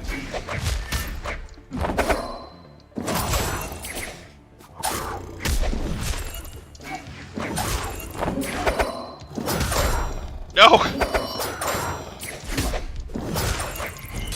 I'm too young to be eaten. Alright. You're too undead to be yeeted. Oh, God! I'm too young to undie. Alright.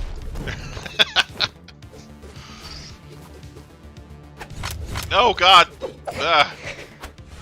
Sorry. Oh.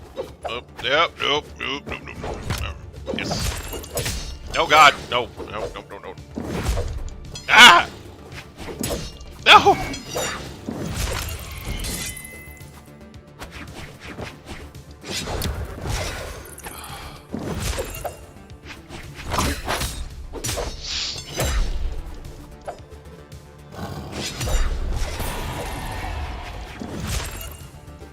Ah, yes. Oh, God! Frick.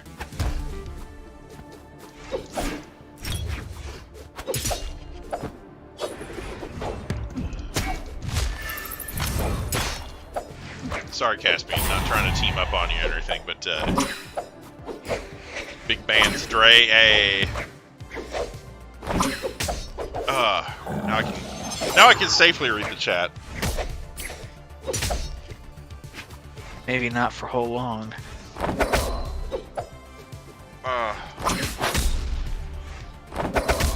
Yeah.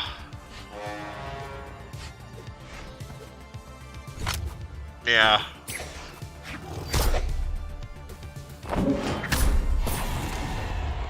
And I'm gone. Player 3 wins. GG! Okay. Alright. Tokyo 3271, hi! Alright, so the room code for those who are wanting to join is 814454. Oh. Good times. Good freaking times. We are all having good times here.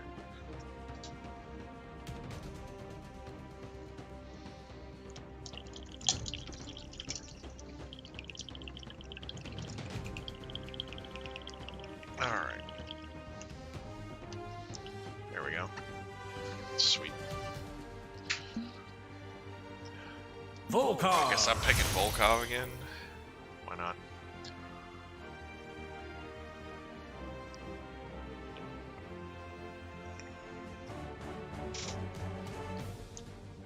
Oh, man.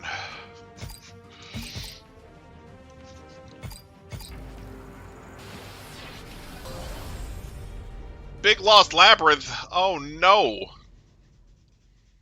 Okay, is the Labyrinth lost? Or is... 3, 2, 1, brawl! Is the Labyrinth lost, or is it so big that you get lost in it? Just trying to clarify. Ah! I have similar questions about the Lost Woods and the Zelda games. I think the Lost Woods is more self-explanatory. Like, like there's usually an area in the Lost Woods that you get lost in, so it's... I don't think the woods are lost. Unless you think of it as you have to find the correct way through the woods, so in fact they are lost and you are trying to find them. So maybe it is a little deeper. Yeah, I found myself trying to play Ocarina of Time 3D again, and it's kind of disconcerting the number of times I'll play an old game, one that I used to know like the back of my hand, and then all of a sudden part of my memory of the game is just faded away like rusty paper. Right. Disconcerting, yet reluctant. I mean, the first time I had something like that happen was when I got an Xbox One and I got the deluxe Season 1 Killer Instinct.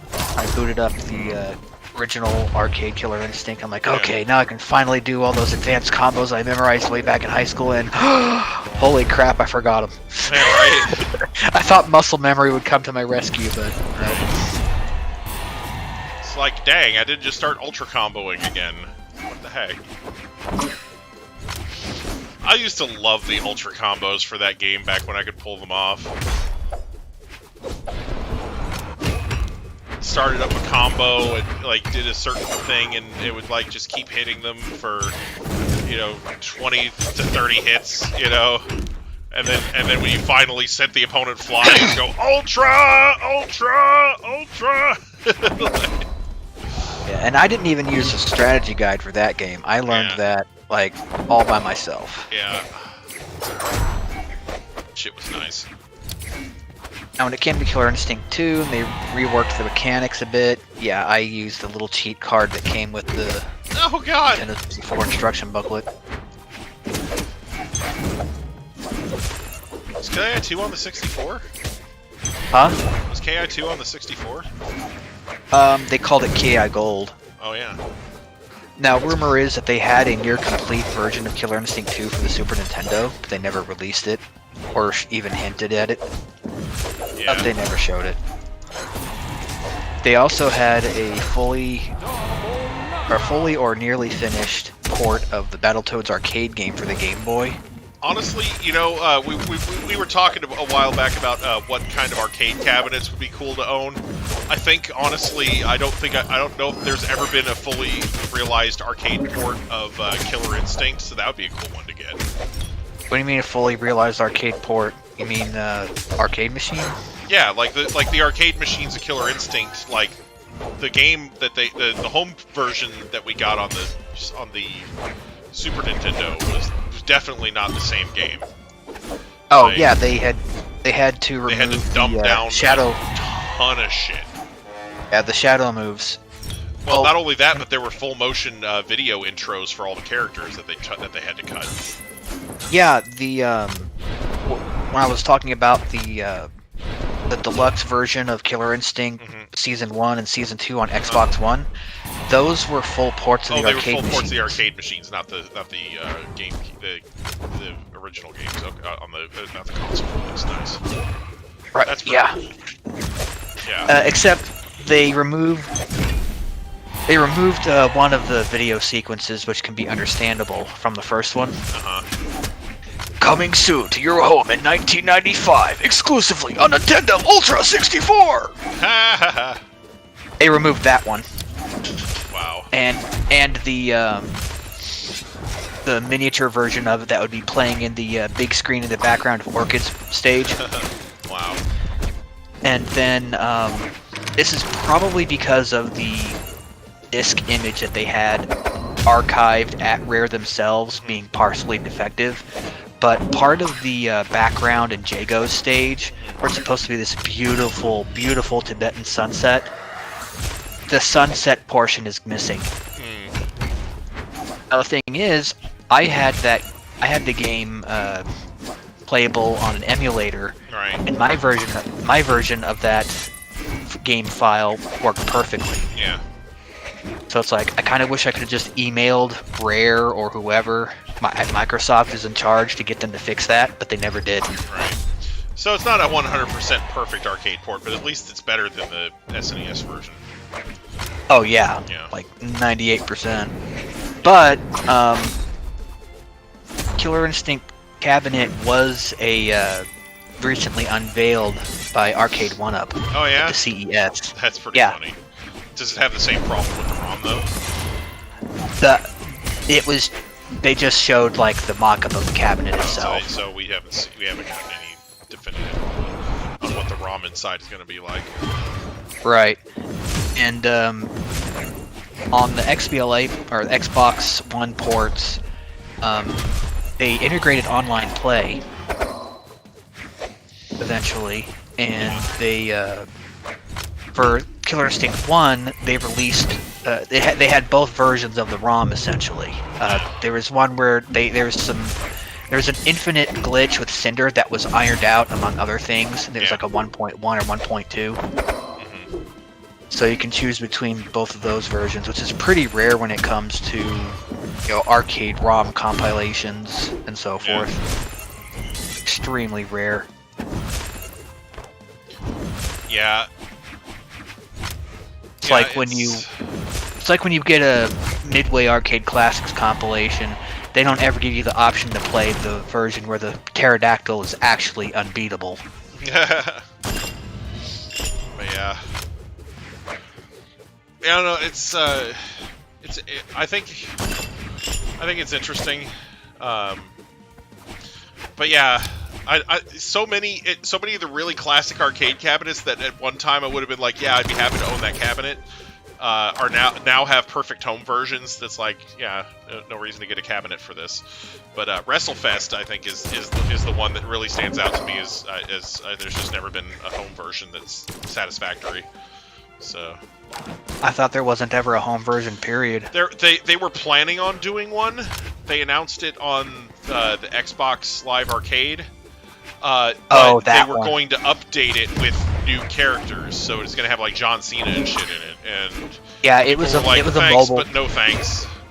Yeah, it was a mobile game, and the XBLA version was canceled because the mobile game sold like it didn't sell. Yeah, well, I know that they have a couple of WWE mobile games, but yeah. 5, but the 4, 3, sudden death. 2, 1. Sold something awful. Yeah.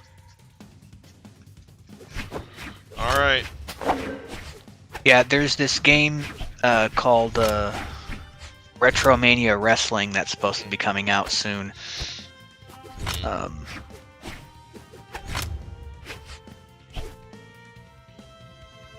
It's being modeled after WrestleFest, and I think there are some of the old developers who put that game together working on it. That would be cool.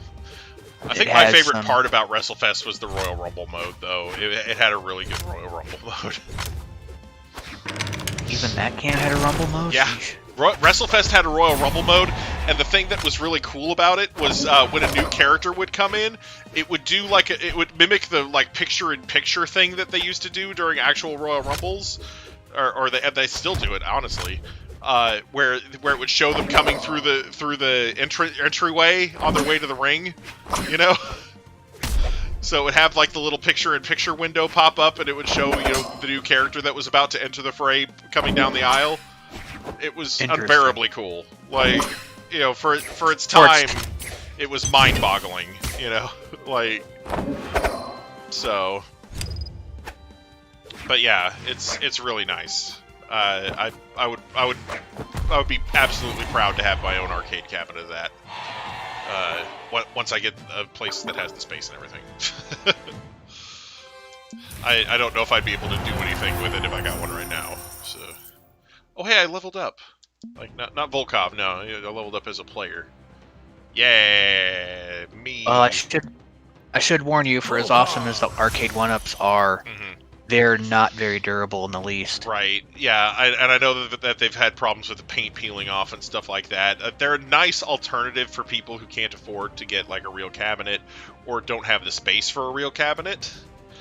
But well, the thing is, those cabinets, the grand majority of those cabinets now are expensive, hard to upkeep antiques.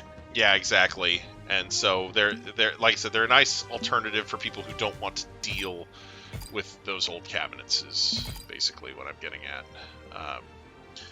And maybe if I do get a WrestleFest cabinet, I'll get somebody who I'll end up paying somebody to sit there and like completely rework the thing. Hook a new monitor up to it and everything and make it really nice.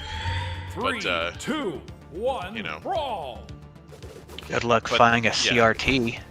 Oh, that's what I'm saying. Like, because if you have the technical know-how, you can hook it up to work with a new monitor and everything.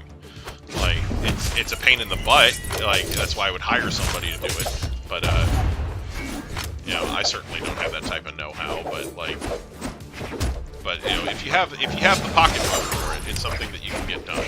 And if I were to get something like that, then I probably would. Maybe get a new cabinet custom made for it and use the original board, and or maybe even just take the ROM off of the original board, and because if I own a copy of it, I can do whatever the heck I want with it. But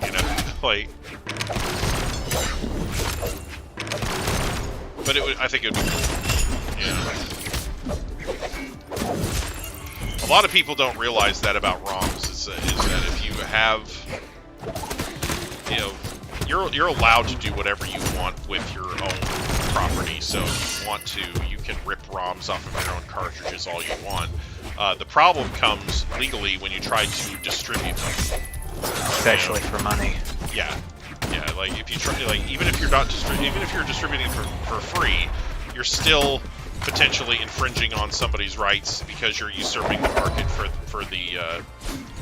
their for sale copies of the same ROM.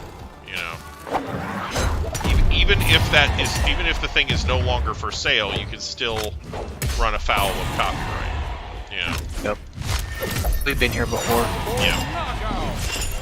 It's funny too, because like there's a lot of copyrighted things that are in copyright limbo and things like that, and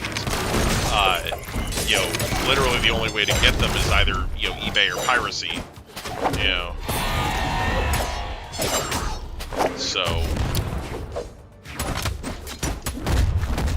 Yep. All things said and done, I wish I had raided cool ROMs before Nintendo took them down. Especially now that Nintendo's getting really lazy with their retro approach. Yeah, well... Because considering my pending my pending possible relocation at the end of the year, that money that I was setting aside for a possible Switch Pro is now looking like it's going to be living expenses, moving funds. So I was thinking to myself, okay, am I going to splurge and just get a regular Switch and a copy of that 3D All-Stars pack? And then I really thought hard about it. I'm like, I don't want to reward Nintendo's laziness. I mean, yes, I really would love to play Mario Sunshine again and in HD, but I'm not going to pay $60 for that. Right. I can live without it. Yeah. I mean, see, with me, Mario Sunshine is the only one of those games that I've ever actually owned.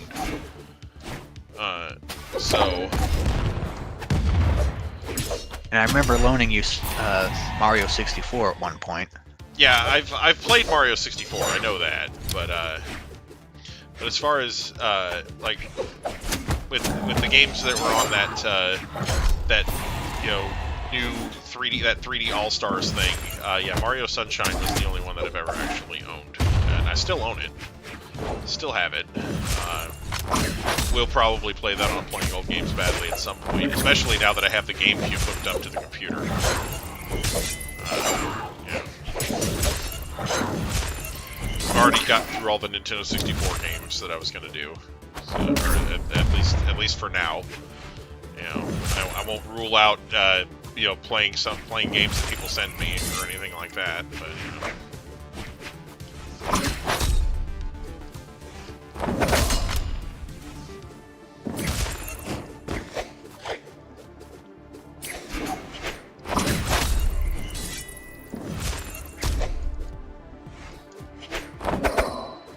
Speaking of playing all games badly on 64, are you really that angry and frustrated with the game itself of WCW NWO Revenge? There was a point... I mean, the gameplay? Yeah, there was a point in wrestling games where, as things got better and better as far as, like, graphics and things like that, where they were able to really make things look authentic, I think gameplay became the big focus with those games. And, some of the games, like on the Super Nintendo and on the PlayStation, I think really outshined a lot of stuff that's come after. Gameplay-wise, I think I said this in my comment on the video. Yeah. It just really boggles me that you didn't like the gameplay of that game. I didn't, because it was getting so much rave reviews from wrestling fans, game fans, fighting game fans, and I don't know if it's because because the thing is, you have to keep in mind that I'm playing the game 20 plus years later with no nostalgia goggles on because I've never played the dang thing. Right. And I was already in an irritated state of mind because of the thing with the names. So I might have been a slightly harsher with my critiques than I should have been, but at the same time, and you're playing it blind. You didn't go online and do any research. Playing it blind, never played it before, never didn't know what to expect really, other than it was a WCW product, and going into it, and one of the things that I can't really stand about a lot of wrestling games, and I didn't really play enough of it to really confirm it, but I can't stand it when wrestling games just sort of copy and paste the same generic moveset onto everybody. One of the biggest things about the wrestling games of that era is that you could customize almost every character. Right. Almost every move. And like that one, there was one point where I was commenting on the fact that Hogan was doing a move that is I don't think Hogan's ever done that move in his life. Right.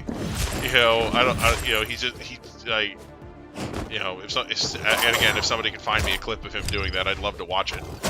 I'm not saying he definitely hasn't, but I've seen a lot of his matches and don't recall him ever doing that. And when I say I've seen a lot of his matches, I've seen some stuff that he did before he was even in WWE, WWF, whatever you want to call it. So,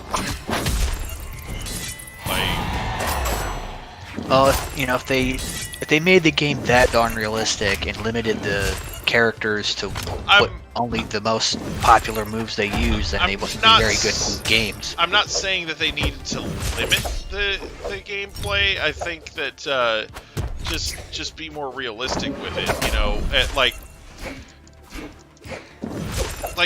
there's certain things with wrestling, and again, this really is something that I think is kind of a double standard, because I think you expect more of a game that's 3D like that than you do of one that's like maybe something on a 16-bit platform or an 8-bit platform, where you know they're going to be limited by what they're working with.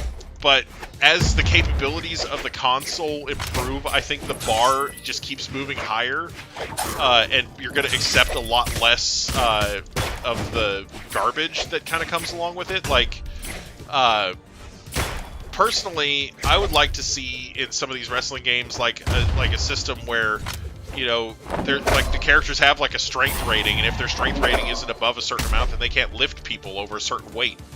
You know, that's just like common sense. You know, Rey Mysterio shouldn't be suplexing the Big Show. You know, right? Like, so if you're making a game like that, I think that's, and again, I'm not saying that WCW NWO Revenge has this problem necessarily, but I've seen a lot of wrestling games that do. I'm just using it as a general example of what certain wrestling games are doing wrong. And again, I really think that the best thing for wrestling games would be to have body part specific damage rather than the fighting game style HP bar. I agree. It's where you can work a specific body part. Like, I really think that if they would just sit down and talk to somebody who knows what they were doing and knows enough about wrestling and video games so they could be competent and really explain what a wrestling match is actually like. Maybe somebody like an Xavier Woods, for example, when they're actually in the design phase and they're deciding how the game is going to work, then the game product at the end would be a lot better. You know? Because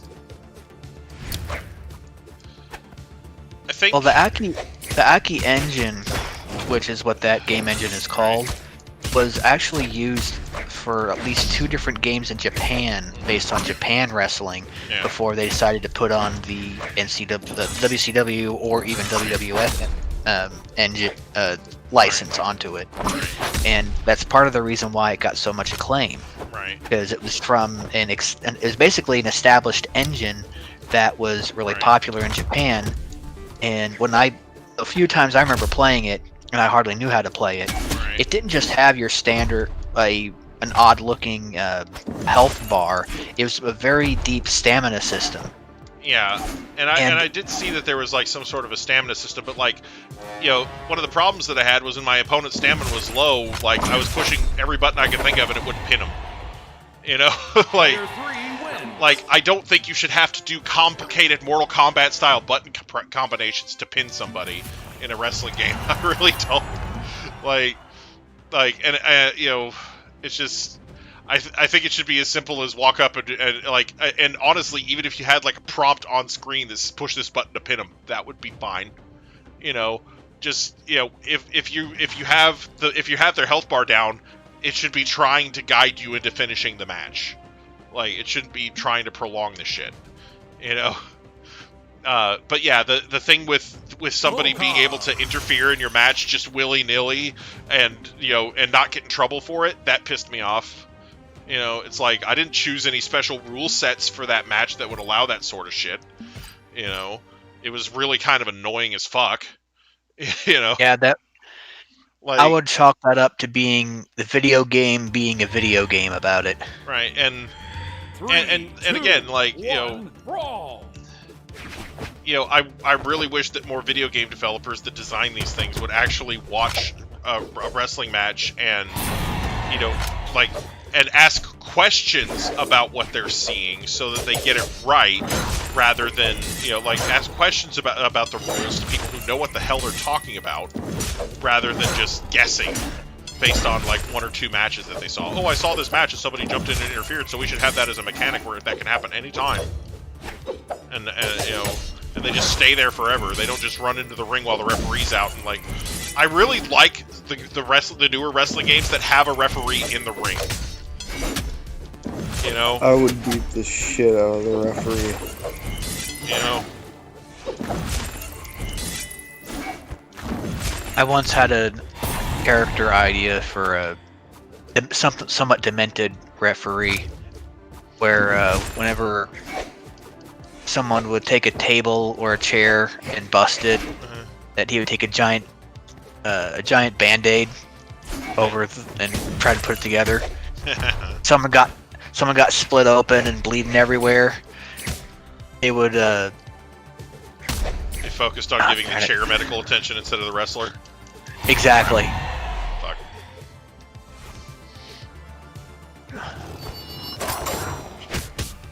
Oh man. Arg. Wouldn't be the worst referee gimmick ever. Yeah. Lieutenant Fuzzbutt wants my attention, and so now my performance is being affected here. I mean, most of the time the referee doesn't need a gimmick, but occasionally it's funny. Yeah. I remember when I was wrestling for Mid-South, there was a referee who had these massively thick Coke bottle glasses, like they were just like, you know, half an inch thick, and like the whole blind ref trope. It was definitely the whole blind ref thing. Like he would take the glasses off to clean them, and he would cheat sheet right in front of his face. It was so great. Like, we had fun, you know. He'd get along great with my ref, who would put a table on a stretcher if he could. Right. Call another ref. Right.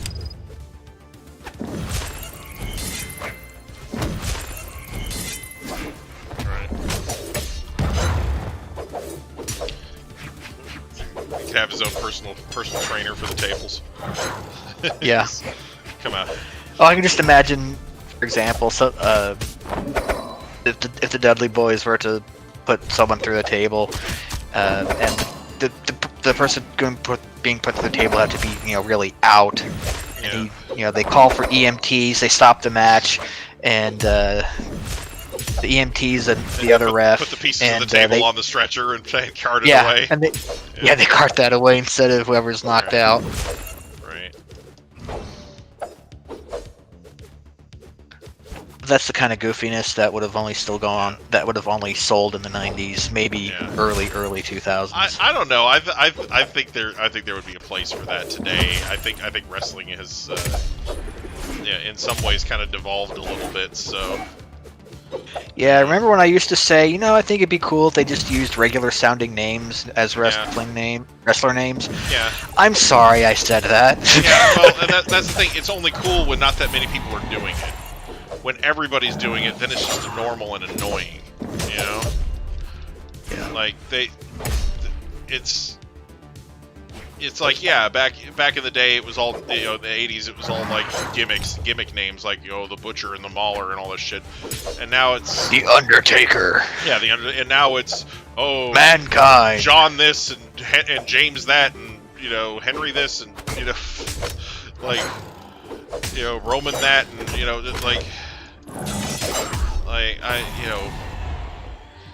just...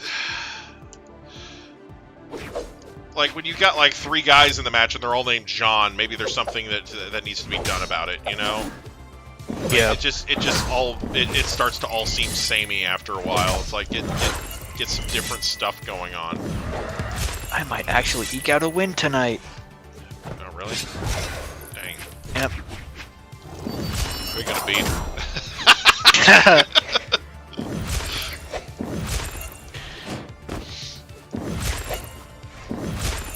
Ugh. Okay, maybe not.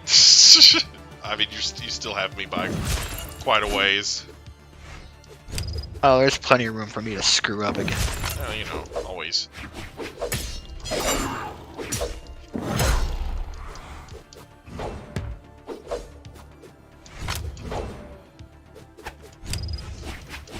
Like surfing my axe right into a mine. Yeah, it happens. Still remember that.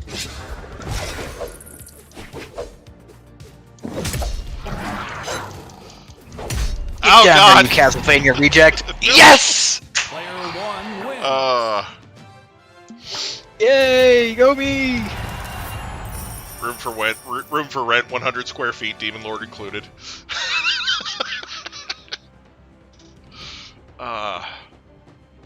One unfortunate caveat of Mom's new place is they have a strict 0 pets policy.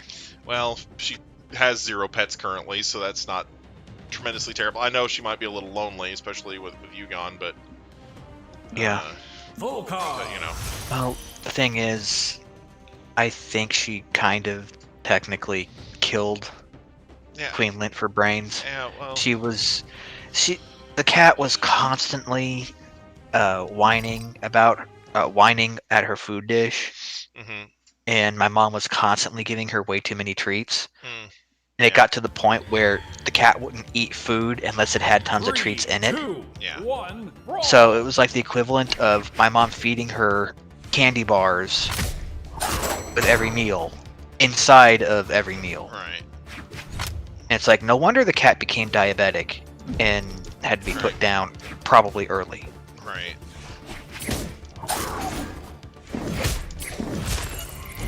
Just change his name to Wilford Brimley. Was he the guy from the diabetes commercials? The diabetes.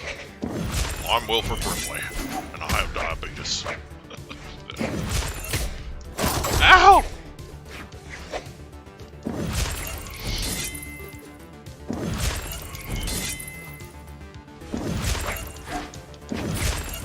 Must declaw cat. Oh god. She heard me. Run, run, get the thing.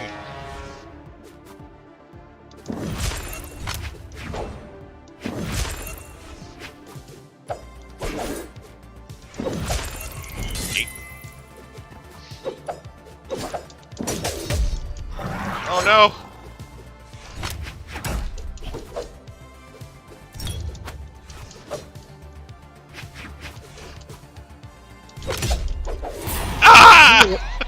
When was the last time Rudolphin was on a Brawlhalla stream?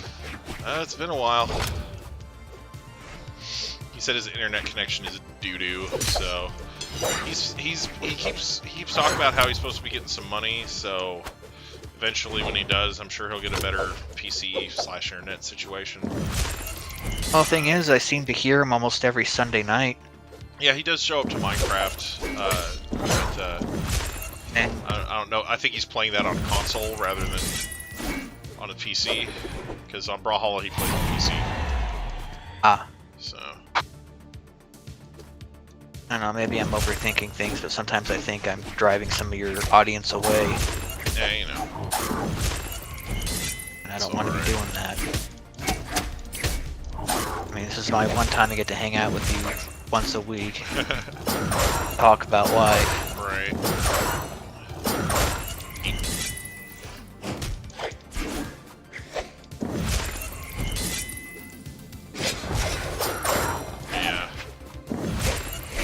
So if you could, ask around and see if maybe I'm the one causing people to avoid Brawlhalla streams, then I'll stop doing it. I think honestly, if it's just life getting in the way with everyone else, that's fine. But I don't think it's that. Like a lot of the time when somebody leaves, it's because they're not winning. You know, a lot of people who play these types of games like to feel like they're the world beater, and if they're not, then they just pop out. So somebody like JDM is going to chase a lot more people off than you are. But and here I thought it would be my base.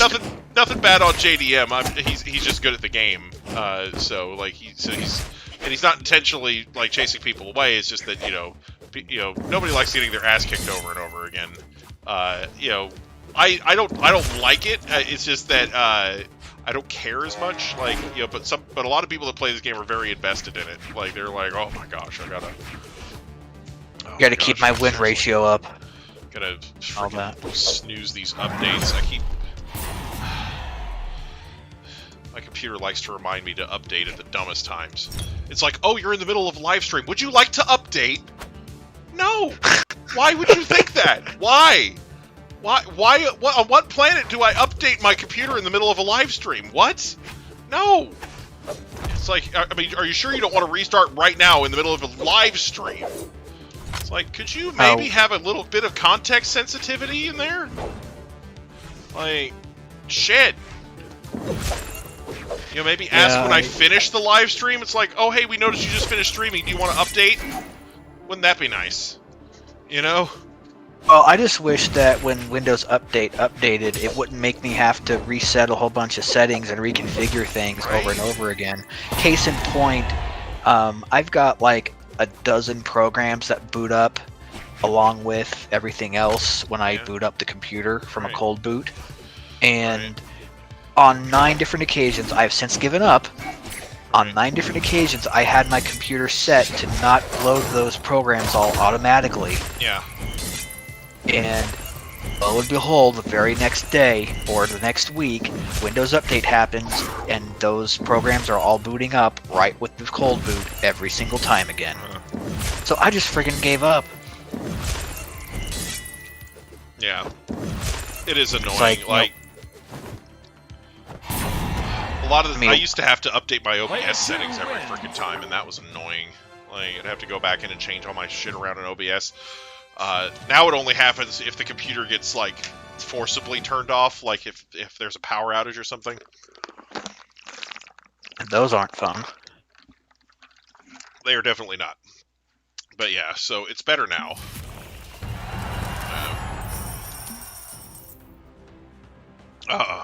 Jeez. Yeah, I was honestly thinking that it was my based opinions and common sense point of view that was driving people away. You know, I don't necessarily think so. Marquez is back. Hi. 3, 2, 1, brawl! Brawl! I'm so glad I figured out how to tweak the maps to where we could use this map even in one-on-one. This map is so much more strategy intensive than the rest of them. I just, you know, there's so much more stuff that you can do. You can exploit like terrain and, you know, features and whatnot. I really hope that they keep making more maps like this and then start phasing out the shitty, just single platform maps. I hate those. Don't count on it. Yeah. I mean, I can't. I won't count on it, obviously, but yeah. Living games like this, they tend to go for a "it ain't broke, don't fix it" approach. Sometimes it's a "don't fix it even if it is broke" approach.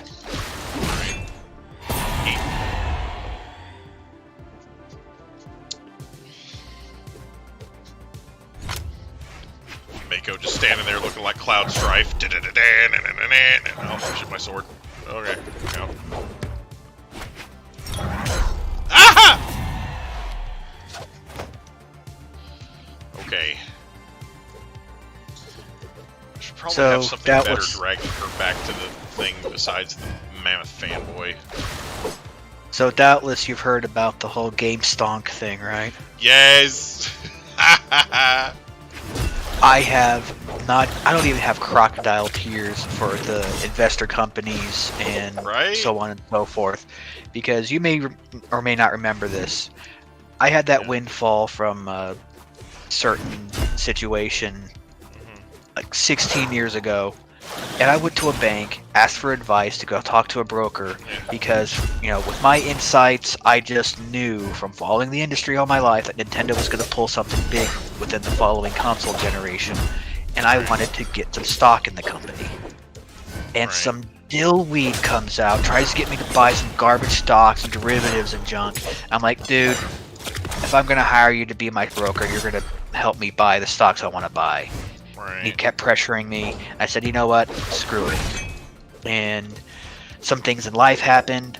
I never got around to investing. And then the Wii happens. Yeah. And I'd be living in a friggin' mansion by now. Because with a good chunk of the money that I would have invested in from top of the Wii, I would have sold a lot of that stock.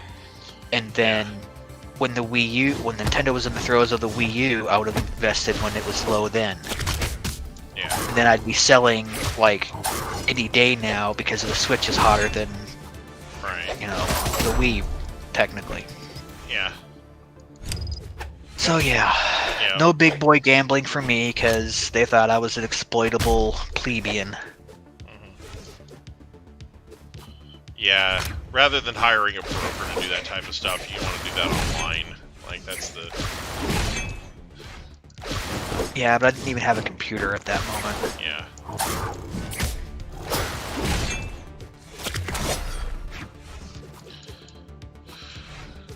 Ugh. And I'm pretty sure, especially considering the way things are in Congress, that any legal investigations and so forth is just going to result in it being harder for the little man to do anything in the stock market. Because all the billionaires and the hedge fund jackasses are going to cry and say, "Oh, we're losing all this money!" Yeah, well, you know, shouldn't have fucking short-sold GameStop, you know? Yep.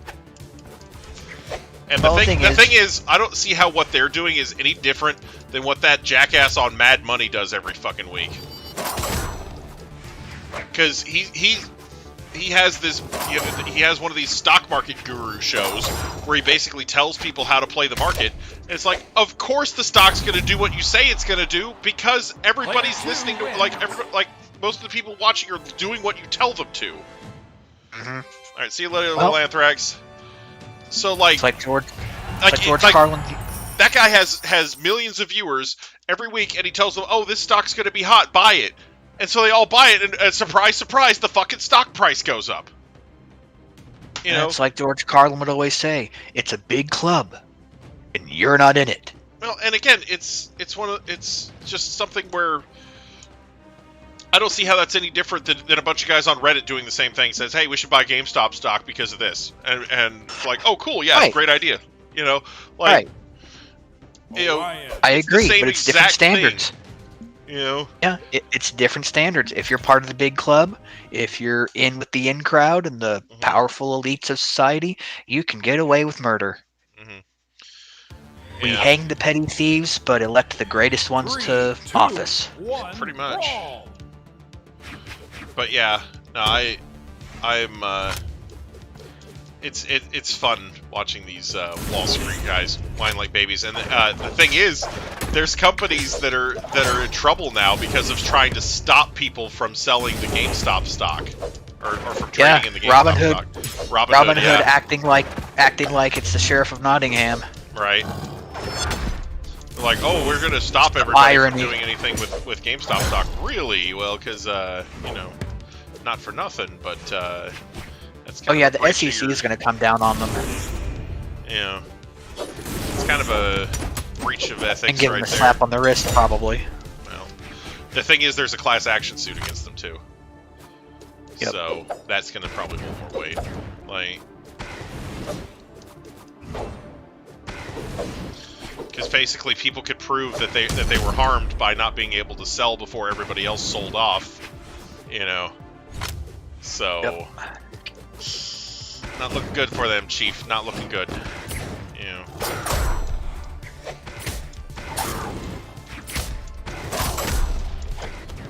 But yeah, you know, next time these bigwig hedge fund managers want to massively undersell a stock, just let me know, and I'll be happy to be on the bandwagon that buys a whole bunch of it, gets filthy stinking rich, you know.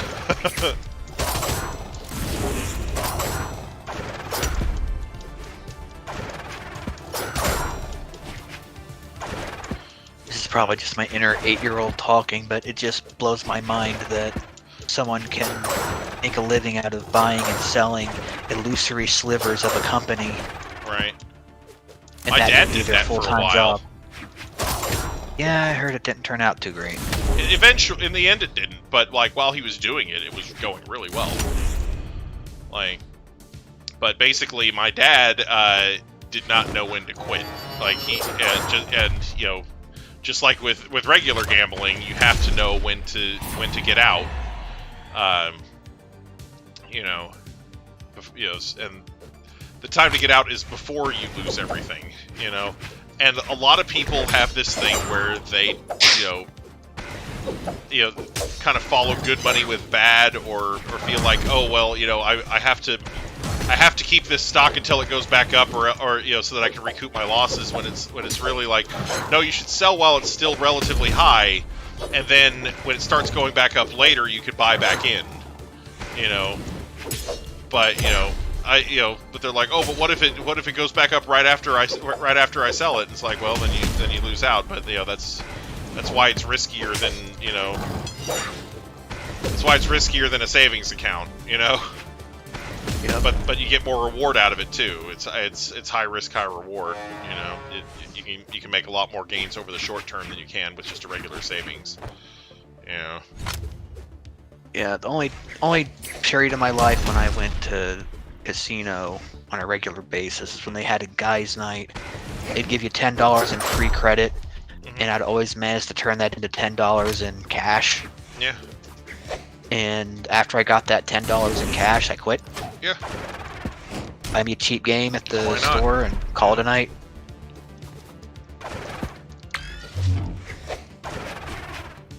And then there's the time my aunt and uncle took us to the casino for Thanksgiving dinner. And just as we were finishing eating, I was about to get up, call it a day. My uncle hands me $50. He says, "Hey, have some fun." And my aunt says, "Now, Siege, you have to realize something about your uncle. He's very cheap. He's extremely tight with his money." And I'm like, yeah, I know. One gets the feeling that if you were to put a piece of charcoal under his seat, by the end of the day, you'd have a diamond. Yeah. So I totally zinged my uncle. Yeah. And you know what I did? Well, first I had to use the restroom because I ate a big meal. Right. And I looked around, and I'd read an article in Game Informer that there was a new wave of gambling machines that played more like video games. Where, to a certain point, if you were good at playing this game, you would actually win more money. Yeah. So I went asking around and asked if they had any such machines, and they said they had maybe one machine that was similar to that idea. And they pointed me towards it, but I kept getting lost. Yeah. So I found the machine, and I only put $5 of my own money in it, and I lost it. But by the time I'd found that machine, my mom, my aunt, my uncle had lost all of their money that they got, that they'd set aside to spend on it. And basically I got to go and take the $50 home. Nice. I'm like, that's how you win at gambling. Right. So Ink Sands says, "Lamp oil rope bombs. You want it? It's yours, my friend, as long as you have enough rubies. Sorry, Link, I can't give credit. Come back when you're a little richer." Okay. What was that from? I don't know. It sounds like a quote from a Zelda game, but I don't recall any Zelda game where he has lamp oil rope bombs. It's weird. That sounds maybe like one of the CDI games. Maybe. Giant maybe. Never got around to playing the remake that the remaster someone did. Yeah. Got it floating around on my computer somewhere. Yeah. So are we playing on a little longer? I suppose we can if you want to. Orion. I could do a... Yeah, I mean, if you don't want to, that's cool too. You know, but... Yeah, just a couple more. Orion. But yeah, I was doing calls for my sister at her store. And like it was like the second or third call that I made. I didn't bring any water with me, like an idiot. You know, even though I knew I was going to be talking on the phone. And so I dialed the number. It starts ringing. It goes to voicemail, and right as I start talking, my throat just instantly dries out. And so I start coughing, like right as the voicemail message beeps. and I'm like, oh, sorry. And then I went into the whole spiel about you know, hey, your product, your stuff sold, but like my voice sounded like, you know, like, ouch. So it was like. It was was like, you can come in anytime you want and pick up your store credit or cash. It's like, man, it must have sounded like a dying message. Like, like when she picked up that voicemail, it must have sounded like the person on the other end was like, it is to you, old friend. I shall pass the matrix of leadership as it was passed to me. You know, like, you know. Now, I bet your sister had a fun time explaining that when they called back. Yeah, they actually did call back too. It was funny. She's like, "Well, thanks for listening to that voicemail." It's like, ooh, that is awkward. So she was so swamped she couldn't call people to tell them that their consignment stuff was... Yeah, she was having me call people whose consignment stuff had sold completely out to tell them that it had sold. So, you know, the people who had only had 1 or 2 items sell, she didn't want to do all those at the same time. So she just handed me her consignment book, and she's like, anybody who says sold out, call them. Cool. So yeah, it's such a cool thing. Like, she owes people a lot of money right now. Like, you know, if people that have stuff on consignment, you know, some of the people I called today had literally had stuff on consignment for like half a decade and hadn't realized that it had sold, or some of them had even forgotten that they had it on consignment in the first place. Like, yeah, I'd had stuff for a good 3 to 4 years just sitting there and accumulating, and then one day decided to cash out because I needed a new graphics card for my computer. Yep. It's funny because the girl that I called with like the dying message, she was apparently out of state now, and her store credit only amounted to like $10, and she's like, I just keep it. So, because she had sold like a bunch of cheap little $3, like she had a bunch of stuff priced at like $3 each that she'd sold, so it didn't really amount to much, you know. So she's like, I just keep it. she was like, are you sure I can send it over PayPal or something, or send you a check? And she's like, nah, it's okay. Yeah, I'm like, all right. So yeah, it's funny. I will probably never be completely sold out because I'm always finding neat stuff at the thrift stores. She was telling me that Pokemon cards have been really hot lately, so I've been considering selling my Pokemon card collections. Yeah. I remember I gave her all of my Pokemon cards when she first opened. Yeah. Including a Charizard, shiny, mint condition. Yeah. She asked me 3 times if I was sure, and I said, yeah. I was dead serious. I wanted to give her that boost. Right. If I find another one, I'm selling it. Right, yeah. I have one in my collection. But the thing is, it's an entire set. Like, it's the entire first set. Yeah, I have the first edition? I don't have all of them in first edition, but there are some mixed in there. So dude, that's mint. Yeah, it's fat. It's pretty freaking nice. Like, I have the entire first set and the entire second set. In fact, I think I have the entire third set as well. Fossil, I'm missing some cards out of. So I don't know. I can't remember if Fossil was the third set or the fourth set, but I'm missing a couple of cards from Fossil. So, and then Team Rocket, I don't have any of the cards from that either. So. I would have had a full, complete first edition set if it weren't for your former roommate and a really shyster of a seller / trader. Player 2 wins. Yeah. But yeah, back in the day, I didn't stop until I put together a full set. So yeah, I have the full first set, full second set. I think Fossil might have been the third set, and I'm missing like 3 or 4 cards from that.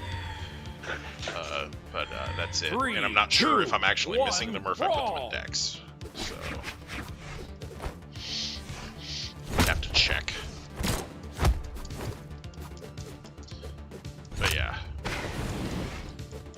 it's and then I have like a ton of promos like from that era, like like stuff that was like packed in with various games or magazines or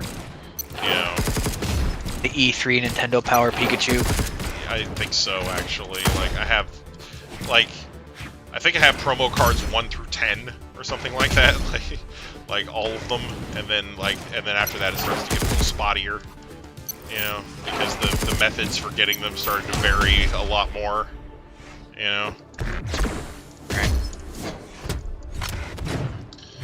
But yeah, really pretty impressive. So, but yeah, so I think I might look into about how much that set would be worth, or some of those sets would be worth, and maybe try to sell them at Heather's store. So.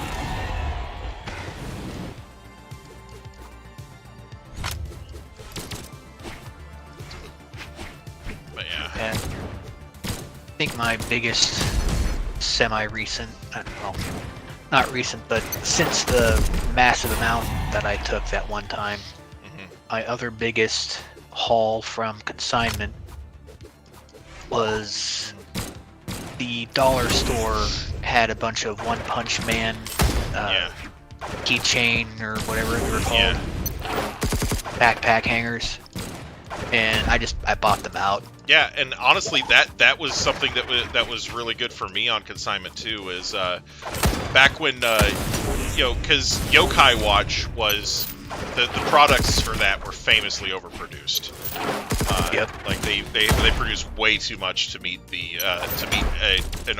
what they thought would be an overwhelming demand, but ended up being kind of underwhelming. And Pokemon, it wasn't. Yeah. But in Japan, it became a phenomenon for a while. But anyway, so what I did was I sat and waited, and I went into GameStop one day, and they had all of their Yokai Watch shit on clearance, and I bought like $50 worth of it, and I completed my Yokai Metal collection for the first series, and then I just took all the spare sealed packs and Yokai Metals that I didn't need and put them all on consignment. Yep. And I've sold so much of that stuff. I've made my money back and then some, Yeah, I wish I could say that I spent the money from those One Punch Man hangers on something cool. Yeah. It ended up being for co-pays for my urologist. Yeah. But again, it's something where I bought the stuff at clearance pricing and then priced it like maybe twice what I'd paid for it, which was still pretty low, And so I was able to move all of it. It's like most of it's gone already. Like I've got a few medals left, and that's about it. And Heather was just talking to me the other day about buying the medallion that I picked up to display the medals in at the store. So, because the medallion is basically just a binder that has like card sheets that are designed to hold the medals. But yeah. But I bought one. I bought one for my own collection, but then I bought a spare one to display the medals in at the store. And she's like, "Hey, I want to buy that from you." I'm like, "Okay."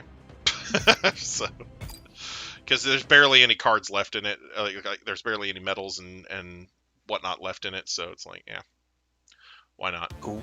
Yeah. I think I'll be calling it night at the half-hour mark. Okay, that is not a problem. I know I started late, and thank you by the way for calling me to ask about when the stream was starting, because I would have just kept on reading. I had no idea what time it was. No problem, man.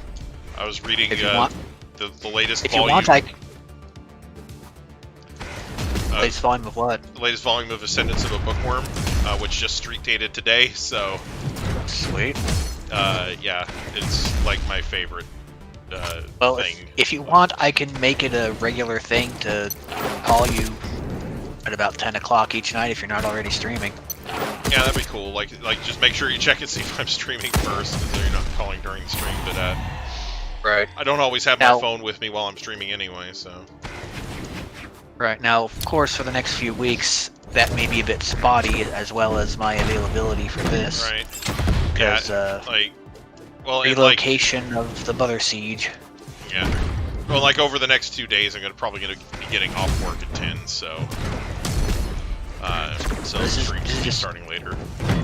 Now this offer is primarily for Brawlhalla. Tuesdays. Yeah, and that's understandable. Because those are the ones that you're actually playing along with, so I can understand why you'd have a vested interest in them. You know, and again, it's really kind of supposed to be my responsibility to make sure that I get to streams on time and everything. So cool. But yeah, not primarily, just solely for Tuesdays. Right. Yeah. If I'm not already swamped. Yeah. Least I can do for in exchange for scaring away all your viewers with things like common sense and a level head and based opinions and all that stuff. I don't know. Like, of course, I'm making fun of myself here. Yeah.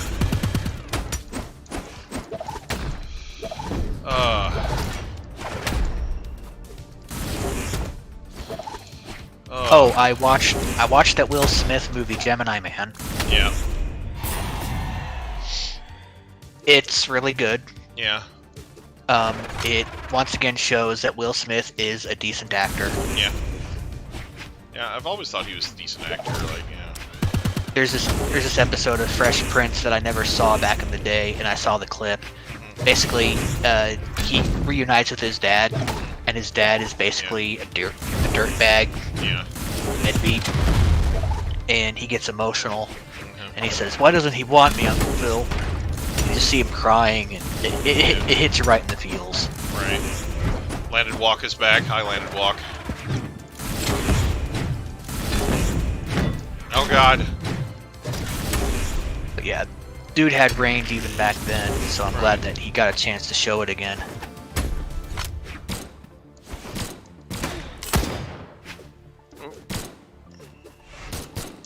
Oddly enough, it's me playing as this character that reminded me of the movie. Right. Ow. But yeah.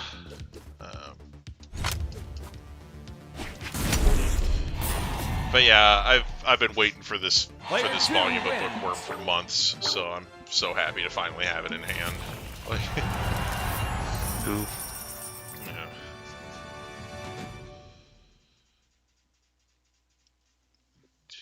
Do you use your GF as your profile pic? I don't know. Seems like a weird thing to do. It's like your profile pic Orion is meant to represent you. So like when people have a profile on like Facebook or YouTube or Instagram or whatever, and like it's a picture of them and their baby and their girlfriend or whatever, it's just kind of weird. I knew a guy who was using a picture of a muffin as his profile pic. And it's like, okay, that's still better than using somebody else's face, because you're going to give people like the wrong idea about your gender. And like if you have a pretty girl as your profile pic, it's going to be like, oh hey, and people are going to be referring to you as a she, or I can kind of understand if you're married. Yeah, if you strong. Yeah, I mean, I know that couple logic is a little different when it comes to stuff like that, but, like, if you have a profile pic on social media, and it's a picture of you and your girlfriend, maybe just go into MS Paint and, like, put an arrow pointing to you, and be like, maybe just write something cheeky like, I'm the ugly one or something, just kind of, just kind of explain which one's you so nobody gets confused.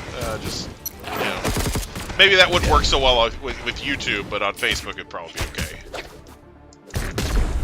Yeah. Some people will take the some married couples take the whole living as one flesh thing a little too literally. Yeah. Well, it's funny, like that lady who registered to vote as Mrs. and then her husband's name, and then they had people on Fox News trying to say that this dead guy had voted. You know, without properly vetting the story. You got to be careful about talking even around the slightest hint of that topic, because people like Doug TenNapel have gotten huge channel strikes for even talking around it. Yeah. And There's again, a reason why he called his channel Doug TenNapel in Exile. He had to start a second YouTube channel called Doug TenNapel Art to he has insurance.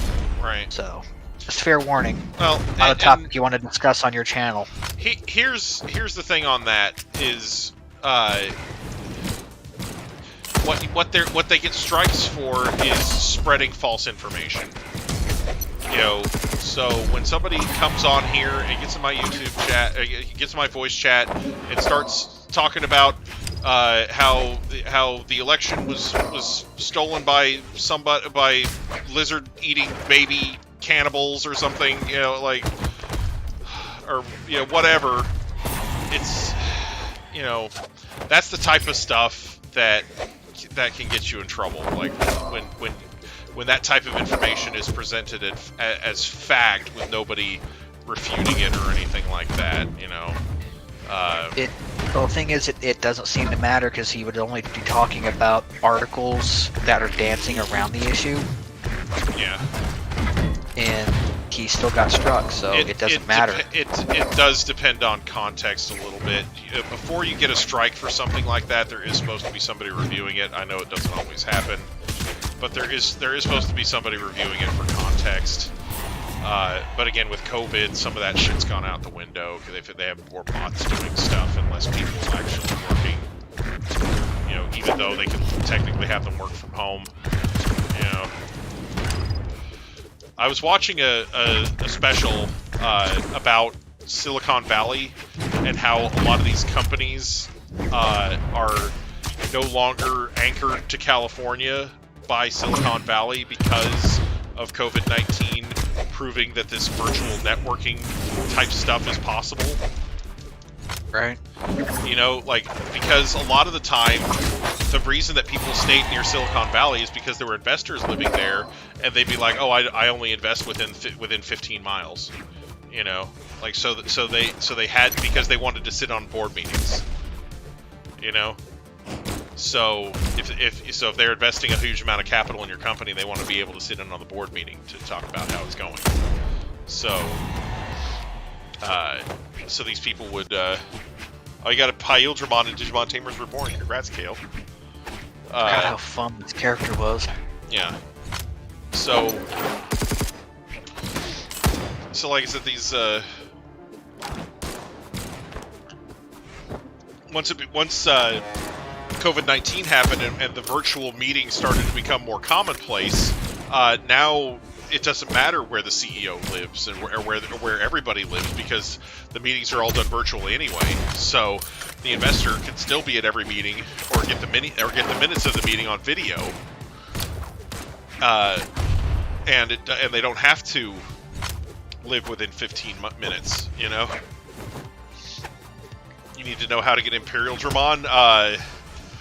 Honestly, it's probably level 75.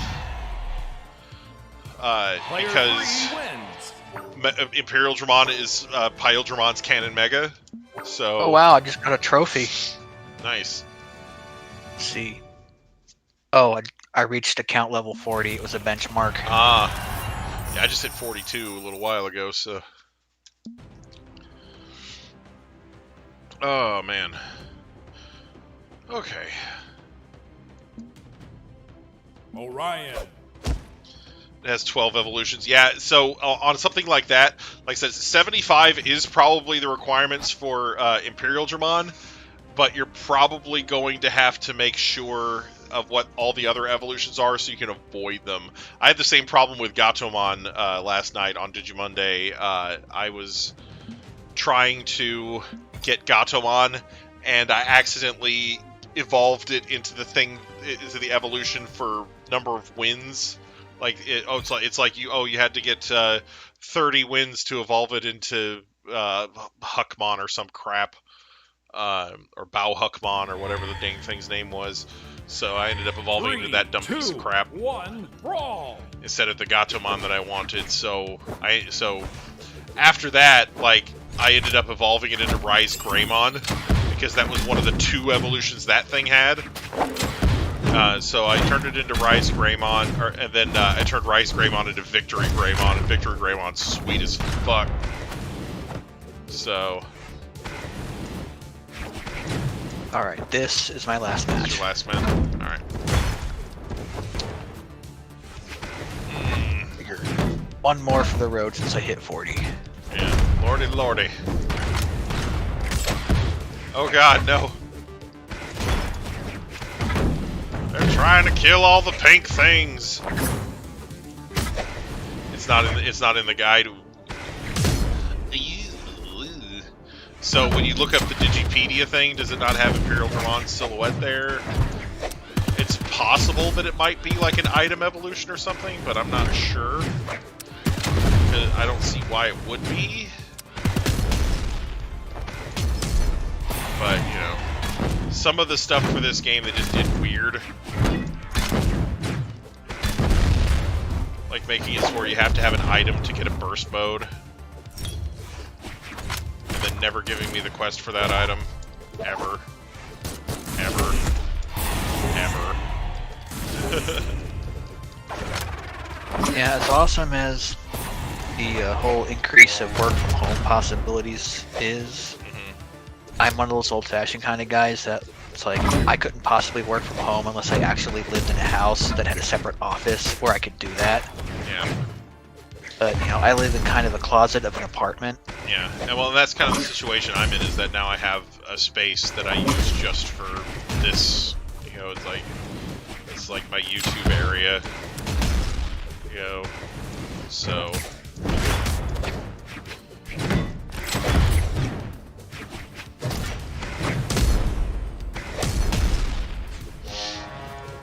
I could technically move everything back to my room if I really had to, but it would be kind of cramped. Yeah. But yeah. Getting along with your roommate? Yeah, doing alright. Is he still aiming to move back home? I don't know if he's going to end up moving back home or if he's going to just move out on his own. But yeah, he's definitely not planning on staying here forever or anything. Yeah, I really wish the best. I heard the whole story. Every time I see the guy, his former roommate, I want to deck him. Yeah. Yeah, he's not Piece my of favorite work. person in the universe either.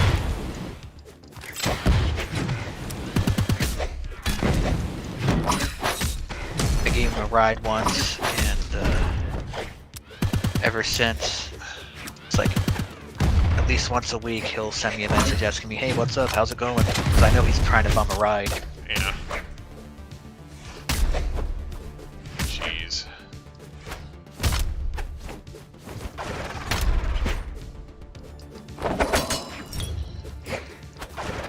Yeah. I mean, he seems like a nice enough guy. But Right. I don't necessarily mind giving somebody a ride, like if it's somewhere that's like is like on the way to somewhere I'm going, or if they happen to be going the same place I'm going, you know. But he reimbursed me nicely, right. like a tent spot and a meal. Right. More than I can even expect if I were an Uber. Right, exactly. Ubers are not a job for people who want to make money. The only people who make money from Uber are the people who made Uber. Like, the people who run the company. Like, you don't make money driving for them. It's the expenses are going to cancel out or not even be worth what you end up making. So. Yep, I did the math. Yeah. My uncle's like a super boomer.